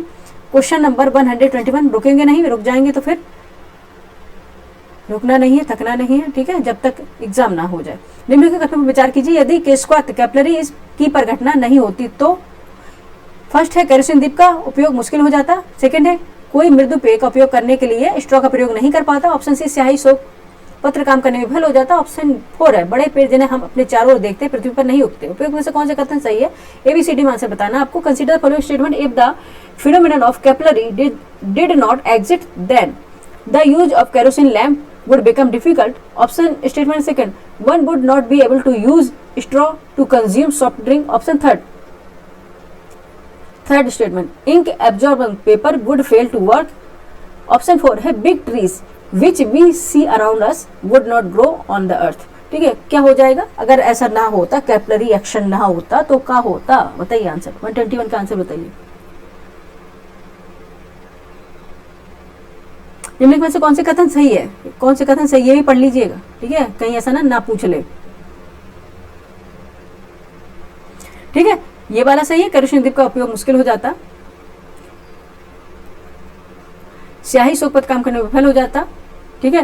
वो बड़े पेड़ जिन्हें अपने चारों देखते पृथ्वी पर नहीं उगते, ठीक है। लेकिन ये कोई मृदु पे उपयोग करने के लिए स्ट्रॉ का प्रयोग नहीं कर पाता, ये गलत है। स्ट्रॉ का प्रयोग ऐसे अपने आप थोड़ी चढ़ के आता है, जब हम उसको सिर्फ क्या करते हैं, शिप करते हैं, तब वो जाके हम बिवरेज जो होते हैं उनको पी पाते हैं, सॉफ्ट ड्रिंक्स वगैरह पी पाते हैं, ठीक है। इसका इसमें कैपिलरी एक्शन का कोई काम नहीं है, ठीक है, कैपिलरी एक्शन का कोई काम नहीं है। 134 ऑप्शन बी होगा 134 राइट आंसर, ठीक है।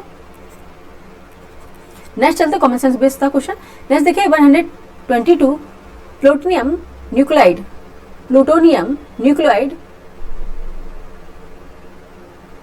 के नाभिक में न्यूट्रॉन की संख्या होती है 94, 148, 242, 336। बताइए आंसर क्या हो जाएगा, कितनी होती है, 148 होती है, ठीक है, 148 बी राइट आंसर है। नेक्स्ट चलेंगे 123, नीचे दिए गए पदार्थों का उनके घनत्व के अवरोही क्रमानुसार डिक्रीजिंग ऑर्डर सही अनुक्रम कौन सा है, ठीक है, आपको बताना है, डिक्रीजिंग ऑर्डर बताना है। Option A steel mercury gold, option B gold mercury steel, option C है steel gold mercury, option D है गोल्ड स्टील मरकरी, ठीक है। डिक्रीजिंग ऑर्डर में आपको बताना है उनके घनत्व के अवरोही क्रम में अकॉर्डिंग उनके डेंसिटी, ठीक है। Which the correct sequence of the following substance in decreasing order of their density, ठीक है, डेंसिटी के अकॉर्डिंग आपको बताना है। 123 का आंसर बताइए, ठीक है, क्या हो जाएगा, सोना पारा इस्पात, यानी कि हो जाएगा गोल्ड पहले होगा, फिर मरकरी, फिर स्टील,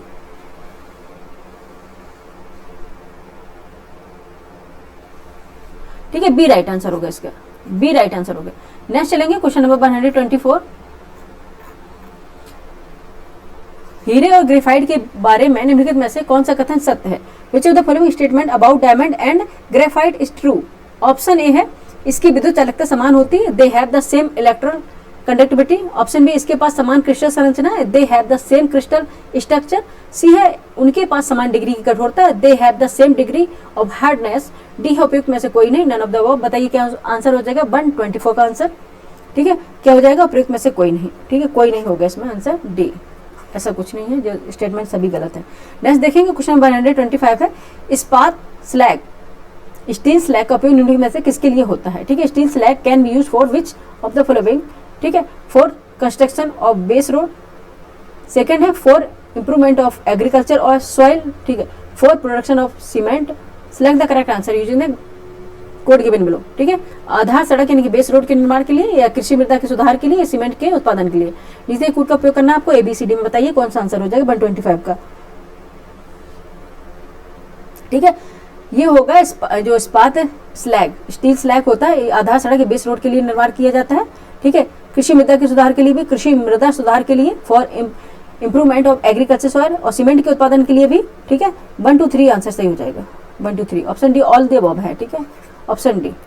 नेक्स्ट देखेंगे क्वेश्चन नंबर 126 से, कथन ए फॉर्मिक अम्ल CSOH एस्टिक अम्ल CH3COOH के अधिक तेज अम्ल है। कारण आर है फॉर्मिक अम्ल एक ऑर्गेनिक अम्ल है। सही कोड के आपको चयन करना है, ABCD में बताइए आंसर क्या हो जाएगा 126 का। ठीक है, क्या हो जाएगा? ए आर दोनों सही है, आर ए का सही स्पष्टीकरण नहीं है। Both A and R correct but R is not correct explanation of A. ठीक है, 126 का आंसर क्या हो जाएगा? बी। ओहो, ठीक है, क्या हो जाएगा? बी आंसर हो जाएगा इसका। ठीक है, 126 का आंसर क्या हो जाएगा? बी होगा। ए आर दोनों सही, किंतु आर ए का सही स्पष्टीकरण नहीं है। ठीक है, नेक्स्ट चलेंगे क्वेश्चन नंबर 127। निम्नलिखित में से कौन सा प्रथम सफल क्लोन्ड जानवर है? ठीक है, जो क्लोन किया गया, which of the following the first successfully cloned animal? Clone बनाना है, वो डॉग है, रैबिट है, गिब्बन है, शीप है। ऑप्शन कुत्ता, खरगोश, गिबन या भेड़, कौन सा है क्लोन्ड जानवर? सबसे पहला सब जानते हैं डॉली भेड़। ठीक है, डॉली भेड़ को कौन भूल जाएगा? ठीक है, शोन द शीप वाला। ऑप्शन डी राइट आंसर होगा, है ना? ऑप्शन डी इसका राइट आंसर होगा। ओके बच्चे, नेक्स्ट चलेंगे। ठीक है, पीडीएफ ना करो बच्चे। ठीक है, क्लास देख लो अच्छे से, पीडीएफ तो मिल ही जाएगी फिर। ठीक है, पीडीएफ तो मिल ही जाएगी, पीडीएफ रखी रहती है भरी भरी, कोई नहीं पढ़ता है बच्चे। ठीक है, नेक्स्ट देखेंगे 128। परख नली शिशु टेस्ट ट्यूब बेबी के मामले में, ठीक है, in case of test tube baby, first है fertilization take places inside the test tube, B है the baby develops inside the test tube, C है fertilization takes place outside the mother's body, D है the unfertilized egg develops inside the tube, inside the test tube. ठीक बताइए, option A निषेचन परख नली के अंदर होता है, ऑप्शन बी शिशु का परिवर्तन परख नली के अंदर होता है, ऑप्शन सी निषेचन माता के शरीर के बाहर होता है, ऑप्शन डी अनिषेचित अंड का परख नली के अंदर परिवर्तन होता है। ठीक है, परख नली शिशु टेस्ट ट्यूब बेबी के मामले में आप बताएं आंसर क्या सही होगा? क्या हो जाएगा?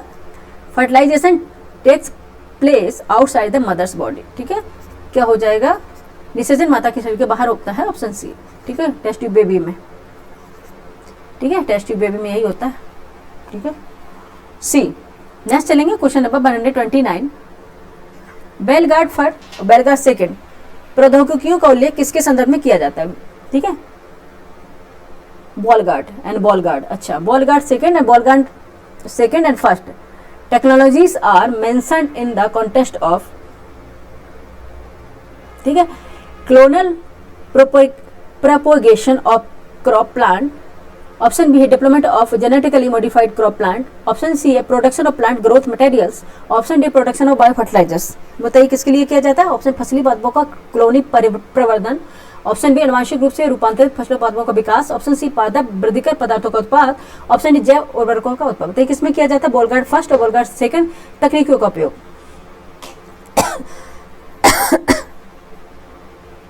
किसमें किया जाता है? ये किया जाता है अनुवांशिक रूप से रूपांतरित फसली पादपों का विकास, यानी कि development of genetically modified crop plant. ठीक है, option B is the right answer of this question. ठीक है, क्या हो जाएगा? 129 का आंसर क्या हो जाएगा बच्चे? बी हो गया। ठीक है, बी हो गया। नेक्स्ट चलेंगे 130। फटाफट करते हैं, अभी 20 क्वेश्चन बाकी है और हम लोग जल्दी से मिलकर कर लेंगे। ठीक है, पित्ताशय में उपस्थित पत्थर निम्नलिखित में से किसका पाचन प्रभावित करता है? Stone present in the gall bladder affect the digestion of which of the following? ठीक है, stone present in the gall bladder affect the digestion of which of the following? Fat, protein, carbohydrate या nucleic acid. ठीक है, option ए बसा, option B protein का, option C carbohydrate का, option D nucleic अम्ल का। बताइए अगर आपके पित्ताशय में कोई पत्थर है, यानी कि पत्थर क्या स्टोन वगैरह होता है, ठीक है, तो ये किसको प्रभावित कर सकता है? किसके पाचन में, किसका डाइजेशन नहीं हो पाएगा? ठीक है, ये किसका नहीं हो जाएगा? फैट का जो होता है उसका पाचन नहीं होगा। ठीक है, वसा का पाचन नहीं कर पाएंगे हम लोग। Option is the right answer this question. ठीक है, आज थोड़ा तबीयत ठीक है, दोपहर में कोशिश करी थी हमने क्लास लेने की, ठीक है, नहीं ले पाए क्योंकि एक्चुअली बहुत ज़्यादा खांसी आ रही थी। ठीक है, मेडिसिन ली, उसके बाद भी नहीं रुकी। ठीक है, तो फिर हम इसको पॉज किया, फिर मैंने कहा पहले हम टेस्ट कराएंगे, उसके बाद हम दूसरी क्लास लेंगे। ठीक है, टेस्ट बहुत इंपॉर्टेंट है, पहले हमने जो प्रॉमिस किया है। ठीक है, आज 4th टेस्ट पूरा कंप्लीट हो जाएगा हमारा। ठीक है, क्वेश्चन नंबर 131 है, एक बीज के अंकुरण के लिए निम्न में से कौन सी 3 परिस्थितियां सर्वाधिक महत्वपूर्ण है? Which 3 of the following condition are most important for the germination of a seed? ठीक है, ऑप्शन ए है मिट्टी, पानी, ऑक्सीजन, ऑप्शन है बी पानी, उचित तापमान, ऑक्सीजन, ऑप्शन सी में उचित तापमान, ऑक्सीजन, कार्बन डाइऑक्साइड, और डी में दिया तापमान, ऑक्सीजन, प्रकाश। ठीक है, सॉइल वाटर ऑक्सीजन, या वाटर या फिर प्रॉपर टेम्परेचर ऑक्सीजन हो गया, proper temperature oxygen, carbon dioxide, temperature oxygen, light. पता है क्या हो जाएगा 131 का आंसर? ठीक है, जर्मिनेशन करने के लिए क्या होगा? Which of the following condition are most important for the germination of seed? ठीक है, 131 का आंसर बताइए। सिंपल सा क्वेश्चन है, कॉमन सेंस बेस पे है, आप लोग आंसर दीजिए फटाफट। क्या हो जाएगा? पानी, उचित तापमान, ऑक्सीजन। ठीक है, ऐसा होगा तो जर्मिनेट हो जाएगा seed. Water, proper temperature and oxygen, option B is the right answer. पानी, उचित तापमान, ऑक्सीजन, क्या हो जाएगा? बी होगा। ठीक है, बी बच्चे। ठीक है, सिंपल सा क्वेश्चन है, क्वेश्चन सिंपल सा है। नेक्स्ट चलिए, क्वेश्चन नंबर 132 है, गौरव ग्लाइड बम के संदर्भ में निम्नलिखित कथनों पर विचार करना है। Consider the following statement with reference to Gaurav glide bomb. ठीक है, फर्स्ट, इसका हाल ही में सफल परीक्षण सुखोई 30 MKI लड़ाकू विमान से किया गया। सेकंड, इसकी मारक क्षमता 200-300 किलोमीटर बताई गई है। ठीक है, it was recently successful tested from Sukhoi 30 MKI fighter aircraft. ठीक है, second statement is it's range is said to be 200 to 300 kilometre. ठीक है, आपको ABCD आंसर दिए गए, चूज कीजिए क्या आंसर होगे 132 का। ठीक है, इसका हाल में सफल परीक्षण सुखोई 30 MK लड़ाकू विमान से किया गया है। ठीक है, सही है। इसकी मारक क्षमता 200-300 किलोमीटर बताई जा रही है, ये गलत है। आंसर क्या हो जाएगा 132 का? ये होगा, केवल एक सही है, only one is correct, only one is correct. Next देखेंगे 133, हाल ही में सुर्खियों में रहा, अच्छा, हाल ही में सुर्खियों में रहा हिंदू फोबिया बिल निम्नलिखित में से किस अमेरिकी राज्य द्वारा लाया गया? ठीक है, in the Hinduphobia bill which was the news recently was introduced by which of the following US state? ठीक है, option A California, option B Texas, option C Georgia, option D Florida. Hinduphobia bill, ठीक है, किसके द्वारा लाया गया है? 133। अच्छा क्वेश्चन है। ठीक है, USA के किसके द्वारा लाया गया है? ये जॉर्जिया के द्वारा लाया गया है। ठीक है, US स्टेट किसके द्वारा लाया गया है? जॉर्जिया के द्वारा लाया गया है। ठीक है, ना तो कैलिफोर्निया के, ना टेक्सास, ना फ्लोरिडा, लाया गया है जॉर्जिया के द्वारा। ऑप्शन सी हमारा राइट आंसर होगा। नेक्स्ट देखेंगे, क्वेश्चन नंबर 134 है, निम्नलिखित सैन्य अभ्यासों उनके सहयोगी देशों की सूची से कौन से सही सुमेलित थे? आपको बताना है। एक्सरसाइज एक तरफ, एक पार्टिसिपेटिंग कंट्रीज है। ठीक है, एक्सरसाइज है, पार्टिसिपेटिंग कंट्रीज है, देख लेते हैं। डेजर्ट नाइट है, अग्नि वॉरियर है, हरिमाऊ।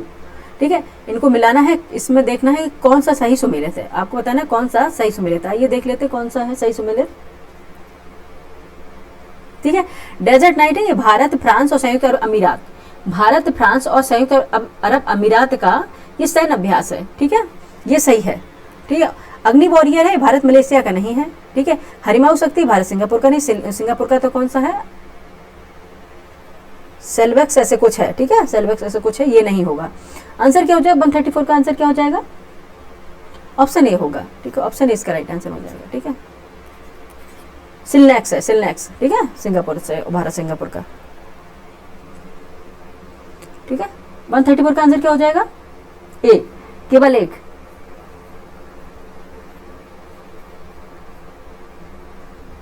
केवल एक सही है। ठीक है, नेक्स्ट चलेंगे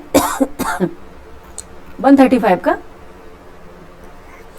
युग युगीन भारतीय राष्ट्रीय संग्रहालय को वैश्विक सांस्कृतिक स्तर रूप में स्थापित करने हेतु भारत ने किस देश के साथ साझेदारी की? जापान, फ्रांस, जर्मनी, संयुक्त अमेरिका।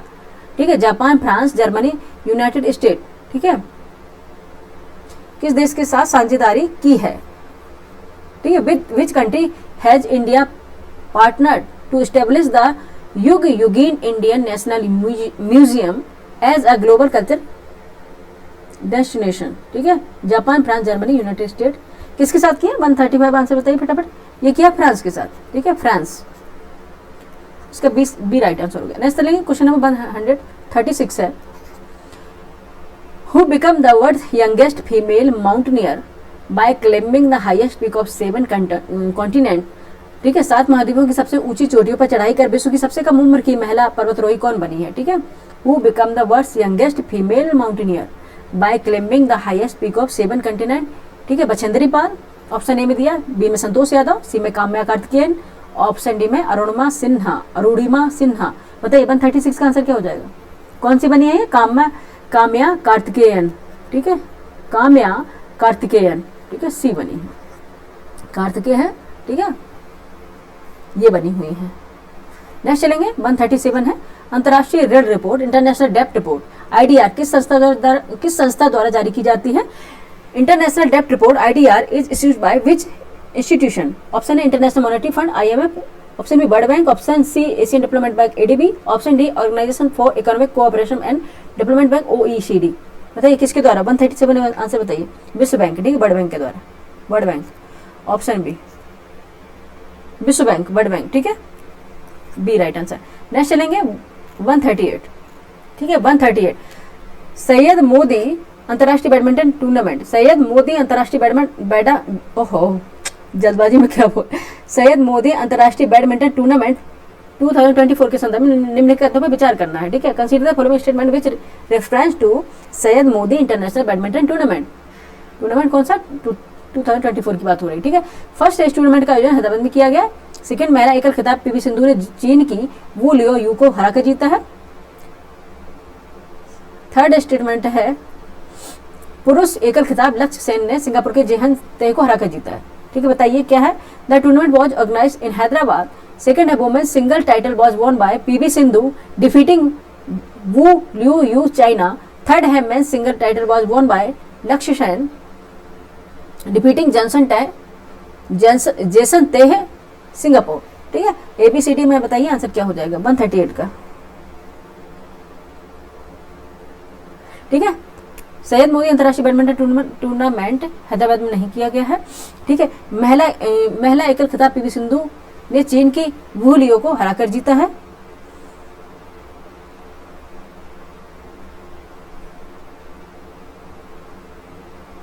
ये सही है।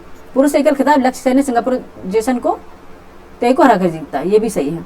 2 और 3 बी आंसर होगा, बी आंसर होगा, ठीक है, फटाफट करेंगे।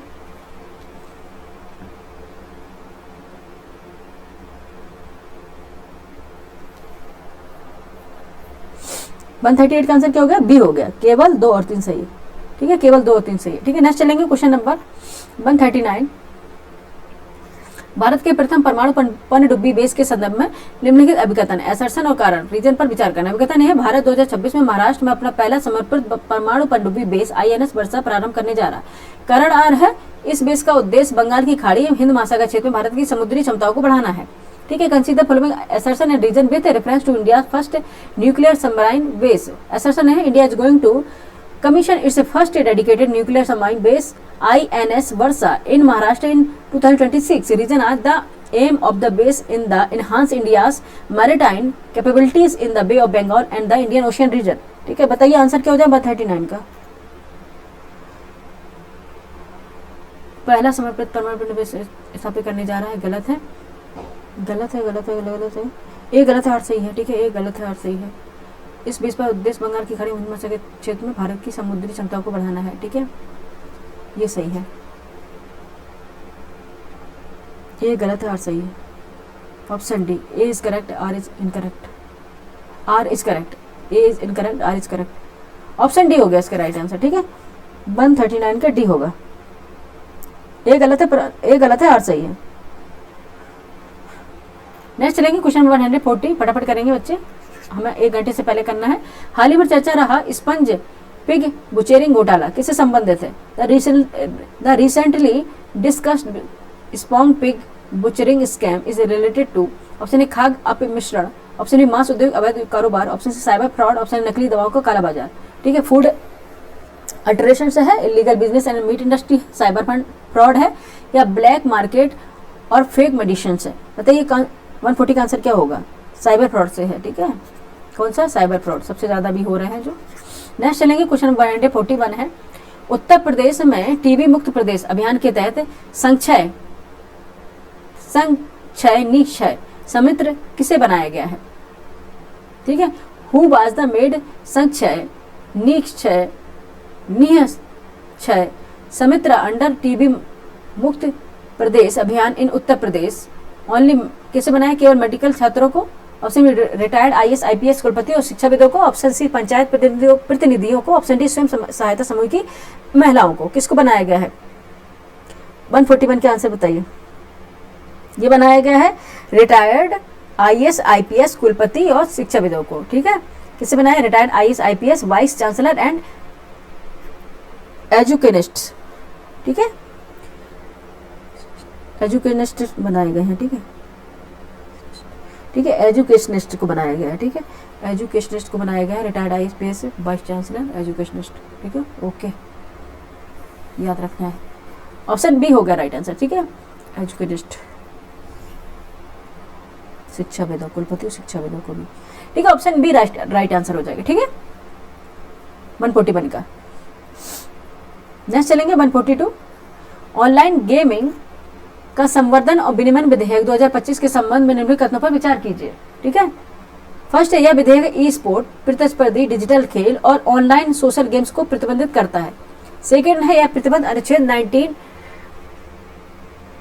फर्स्ट जी के तहत कानूनी चुनौती का सामना कर सकता है, जो किसी भी व्यवसाय या पेशे को करने की स्वतंत्रता प्रदान करता है, ठीक है। Consider following statement regarding the promotion regulation of online gaming bill 2025, the bill ban, ठीक है, the bill bans e sport, competitive digital sport and online social games. Second है, the ban may face legal chancellor under, ठीक है, legal chancellor की बात है, challenge under article 19 first G which provides freedom to practice any profession और occupation, ठीक है। क्या आंसर होगा? जल्दबाजी में पढ़ने में ऐसा हो जाता है बच्चे। आंसर बताइए क्या हो जाएगा 142 का, ठीक है, क्या हो जाएगा? प्रतिबंधित नहीं किया है, ओनली 2 सही है, आंसर हो जाएगा केवल बी, ठीक है, केवल बी, ठीक है, ऑप्शन बी राइट आंसर हो जाएगा। नेक्स्ट चलेंगे, क्वेश्चन नंबर 143 है, हाल ही में किस राज्य सरकार ने पर्यटन वहन क्षमता टूरिस्ट कैरिंग कैपेसिटी TCC का सर्वे मूल्यांकन कराने का निर्णय लिया है, ठीक है। Recently which statement government has decided to conduct a survey evolution of tourist carrying capacity TCC, ठीक है। Option Himachal Pradesh, option B Uttarakhand, option C Goa, option D Meghalaya. 143 का आंसर बताइए क्या है? उत्तराखंड, ठीक है, उत्तराखंड है। पर्यटन वहन क्षमता टूरिस्ट कैरिंग कैपेसिटी TCC का सर्वे मूल्यांकन कराने का निर्णय लिया है उत्तराखंड ने, ऑप्शन बी है राइट आंसर, ठीक है। नेक्स्ट चलेंगे 144, पहलगाम आतंकी हमले में शामिल आतंकवादियों को निष्प्रभावी न्यूट्रलाइज करने के लिए भारतीय सुरक्षा बलों ने किस ऑपरेशन के तहत कार्रवाई की, ठीक है। Under which operation did the Indian security force take action of the neutralise the terrorist involve in the Pahalgam terror attack, ठीक है, पहलगाम टेरर अटैक। कौन सा था? Operation Sindoor, operation Mahadev, operation all out 2.0, operation Trinetra, ठीक है, कौन सा था बताइए जल्दी से फटाफट, सिंपल सा क्वेश्चन है।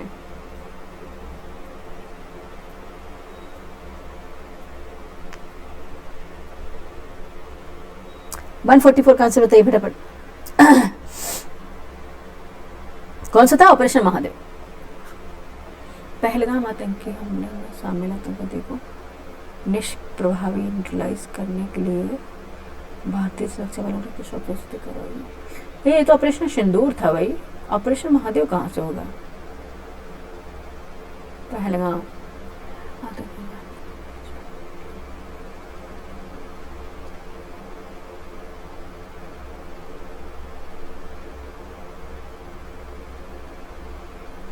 ठीक है, इसमें ऑपरेशन महादेव बता रहे हैं, लेकिन हमें तो ऑपरेशन सिंदूर लग रहा है बच्चे, ठीक है, हमें तो ऑपरेशन सिंदूर लग रहा है। एक बार देखेंगे इसको ऑनलाइन, ठीक है, हमें तो ऑपरेशन सिंदूर लग रहा है, लेकिन ऑपरेशन महादेव बता रहे हैं इसमें, ठीक है। ये मुझे थोड़ा क्वेश्चन, पहलगाम आतंकी हमले में शामिल आतंकवादियों को निष्प्रभावी न्यूट्रलाइज करने के लिए भारतीय सुरक्षा बलों ने किस ऑपरेशन के तहत कार्रवाई की थी? ऑपरेशन सिंदूर था भाई, ठीक है। ऑपरेशन महादेव कहाँ से है, महादेव तो कोई ऐसा हुआ ही नहीं था, ठीक है। ये तो मुझे गलत लग रहा है, ठीक है। ये थोड़ा हम इसको स्टाइल लगाएंगे, ठीक है। एक बार देख लेंगे, ये ऑपरेशन सिंदूर चला था, ठीक है। ये ऑपरेशन महादेव कहाँ से आ गया, ठीक है। एक बार देख लीजिएगा बच्चे, ये वाला क्वेश्चन थोड़ा मुझे इसमें कंफ्यूजन लग रही है, ठीक है। इसमें बी बताया है, घटना चक्र के जो टेस्ट है उसमें बी बता रहे 144 का, ठीक है, बी बता रहे, ठीक है। एक बार इसे देख लीजिएगा बच्चे, ठीक है। नेक्स्ट देखेंगे 144 हो गया, 145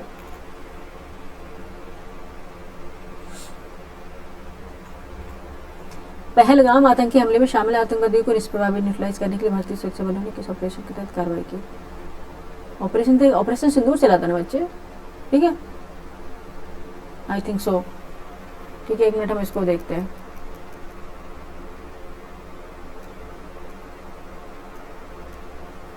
ठीक है। इसको हम स्टार लगा दे रहे हैं, ठीक है। आई थिंक ऑपरेशन सिंदूर होना चाहिए, ठीक है। नेक्स्ट देखेंगे 145 नोरो वायरस किससे संबंधित है। Norovirus is related to which disease. Option A त्वचा संक्रमण, स्किन इन्फेक्शन, पेट का flu diarrhoea, stomach flu and diarrhoea. Option C मस्तिष्क में संक्रमण, ब्रेन इन्फेक्शन यानी श्वसन रोग, रेस्पिरेटरी डिसीजेस, ठीक है। कौन सा होगा 145 का आंसर। पेट का फ्लू और डायरिया है, ठीक है, पेट का फ्लू और डायरिया है, स्टमक फ्लू एंड डायरिया, ठीक है, ऑप्शन बी होगा। नेक्स्ट देखेंगे, ठीक है। इसमें ऑपरेशन महादेव बता रहे हैं बच्चे, ऑपरेशन महादेव यहाँ बता दे रहे हैं, बी बता रहे हैं इसमें, ठीक है, बी बता रहे हैं इसमें। मैं कंफ्यूज हूँ, शायद बी हो भी सकता है, लेकिन ऑपरेशन सिंदूर हम है कि ये जब आतंकी हमला जो हुआ था, पहलगाम आतंकी हमले हुआ था, ठीक है, पहलगाम आतंकी हमला, ठीक है। तो उसमें दोबारा से अगर उनसे कार्रवाई की गई थी ना, तो ऑपरेशन सिंदूर के तहत की गई थी। महादेव कहाँ से आएगा, ठीक है। पहलगाम था, पहलगाम, ठीक है। नेक्स्ट चलेंगे क्वेश्चन नंबर, अभी हम देख लेते हैं इसको।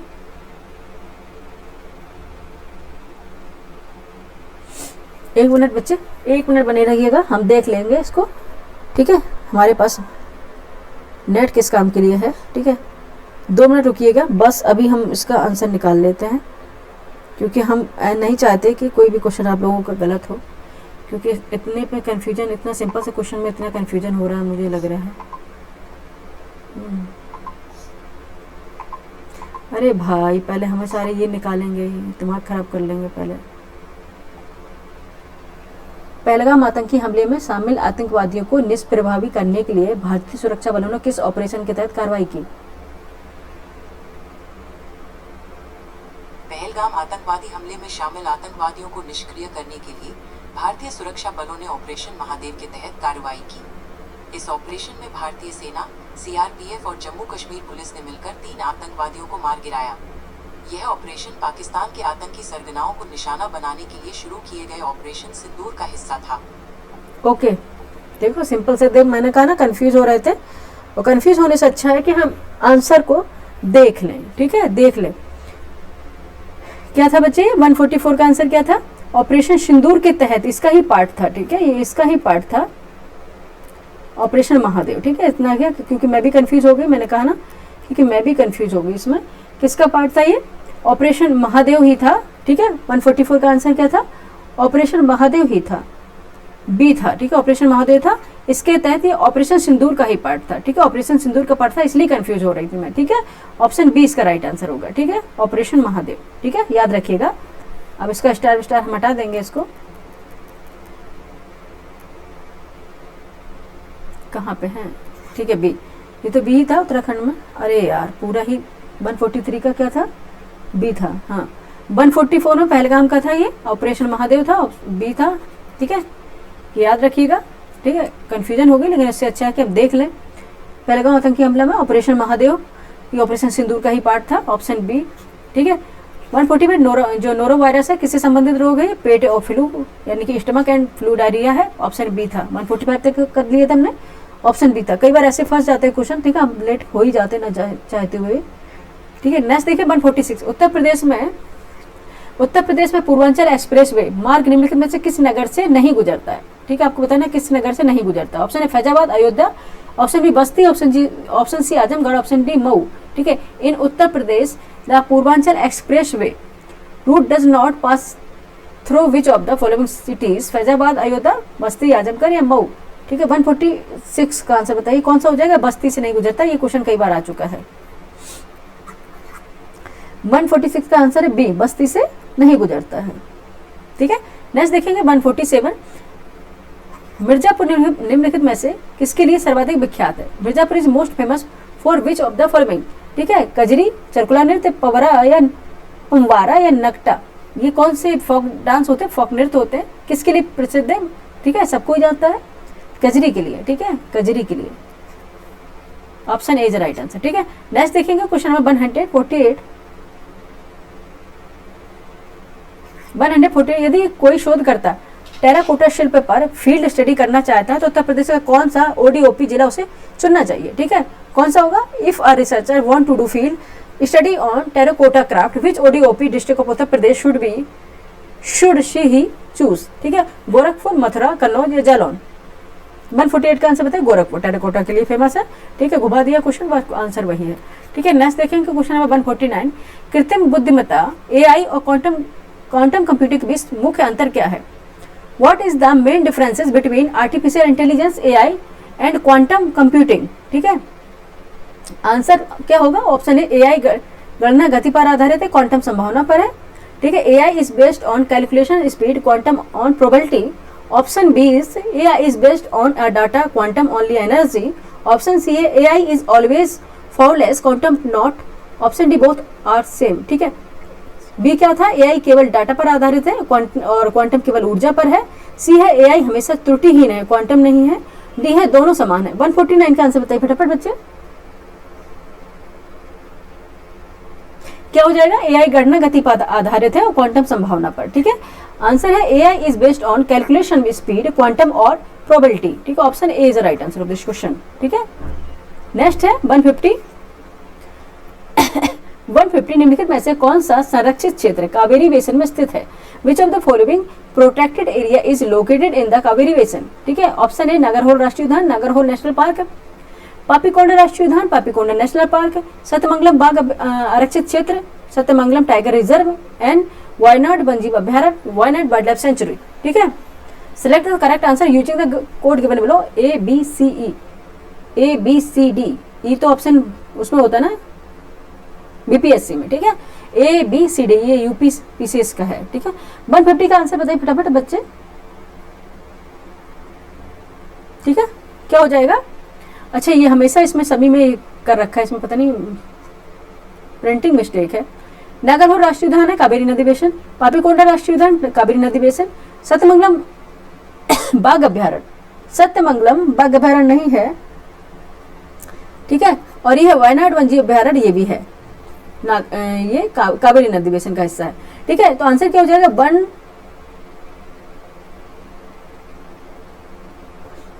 134 है 134। ओह माय गॉड, एक मिनट बच्चे, इसको हम स्क्रॉल कर लेंगे। एक मिनट, कई बार ऐसा होता है ना, कहीं दिमाग चला जाए और फिर क्वेश्चन गलत हो जाता है। ठीक है, इसका पहले हम सही से इसको लिखेंगे फिर। ठीक है, 1 2 3, बार बार हम ये देख के हम भी कंफ्यूज हो जा रहे हैं, एक बार प्रिंटिंग मिस्टेक है। नागरहोल जो राष्ट्रीय उद्यान है ये कावेरी नदी बेसिन का हिस्सा है। ठीक है, सतमंगलम बाघ आरक्षित क्षेत्र ये भी कावेरी नदी बेसिन का हिस्सा है। ठीक है, और है कौन सा, वायनाड जो वन्यजीव अभ्यारण्य है, वायनाड वाइल्ड लाइफ सेंचुरी, ये भी कावेरी नदी बेसिन का हिस्सा है। कौन सा नहीं, पापीकोंडा राष्ट्रीय उद्यान यानी कि पापीकोंडा नेशनल पार्क, ये हिस्सा नहीं है। ठीक है, इसको हम क्रॉस करेंगे और देन एलिमिनेट करेंगे और अब देखते हैं आंसर कैसे निकलता है। इसको एलिमिनेट करते हैं। ठीक है, 2 2 इसमें जिसमें है उसमें कर देंगे। ठीक है, तो फिर आंसर हो जाएगा 1 तो हमारा सही था। ठीक है, 1 तो हमारा सही था, तो फिर 1 3 इसमें 1 है नहीं, तो ऑप्शन ऑब्वियस सी आंसर हो जाएगा। ठीक है, सी आंसर हो जाएगा। ठीक है, 1 3 and 4, 1 3 and 4 right answer of this question. ठीक है, 1 3 and 4। ठीक है, कौन सा हुआ है, C option is the right answer. ठीक है, 1 3 and 4 option C is the right answer of this question.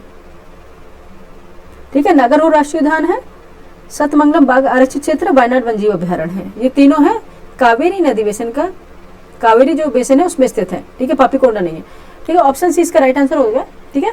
यहाँ पे हमारे 150 क्वेश्चन कंप्लीट हो गए और हमारे साथ में कौन सा टेस्ट नंबर 4 था ना, ये कंप्लीट हो गया, ठीक है। अब एक टेस्ट और बचा है, ऑफलाइन 5 टेस्ट थे जो साइज घटना चक्र के, ठीक है, ये कंप्लीट हो गया हमारा। आज 4th जो टेस्ट है वो कंप्लीट हो गया, ठीक है।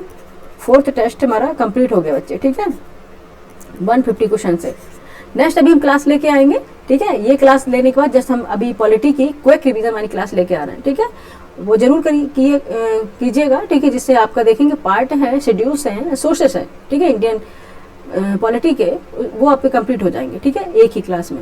बताइएगा अब ये आपको क्लास कैसी लगी। लाइक कीजिए, सब्सक्राइब कीजिए, शेयर कीजिए, ठीक है। जितना अच्छा आप लाइक करेंगे, सब्सक्राइब करेंगे, शेयर करेंगे, कंटेंट आपको उतना अच्छा ही मिलेगा, ठीक है। अगर ना भी करेंगे तो कंटेंट पर तो हम पहले ही फोकस करते हैं, ठीक है, कि कंटेंट आपका यूपी पीसीएस या यूपीएससी बेस का ही होना चाहिए, ठीक है, जिसके लिए ये हमारी क्लास चलती हैं, ठीक है। बाकी रिवीजन कीजिए और जहाँ भी आपको ऐसा लगे कंफ्यूजन है आप कमेंट करके बताइए, ठीक है। बात बाकी बच्चे ने मांगी है, जो पीडीएफ मांगी है बच्चे, हम कोशिश करेंगे देने के लिए, ठीक है। टेलीग्राम पर मुझसे अपलोड कर देंगे और लिंक आपको शेयर कर देंगे, ठीक है, लिंक आपको शेयर कर देंगे। आपको don't worry about it PDF, ठीक है, आपको चिंता नहीं करनी है, आप सिर्फ क्लास देख लीजिए और ज्यादा है तो स्पीड में लगा के देख लीजिए, हम तो वैसे भी स्पीड में ही क्लास लेते हैं, ठीक है। आई नो कि 12 अक्टूबर का एग्जाम है पीसीएस का और आप लोगों के लिए टाइम भी बहुत कम है, ठीक है, टाइम भी बहुत कम है। लेकिन जो अगर अब ये टेस्ट है, आपने देखा आरओ का एग्जाम हुआ था, तो टेस्ट से कितने क्वेश्चन, हुबहू क्वेश्चन तो कोई भी नहीं आने वाला, लेकिन आपको क्या वो टॉपिक आपका कवर हो जाता है, ठीक है, टॉपिक कवर हो जाता है। आप बताइएगा क्लास कैसी लगी और बाकी आप लोग अपने और भी सब्जेक्ट है उस पर रिविजन करते रहिए, जितना कोशिश होगी हम करेंगे आपकी मदद, ठीक है। Thank you for watching.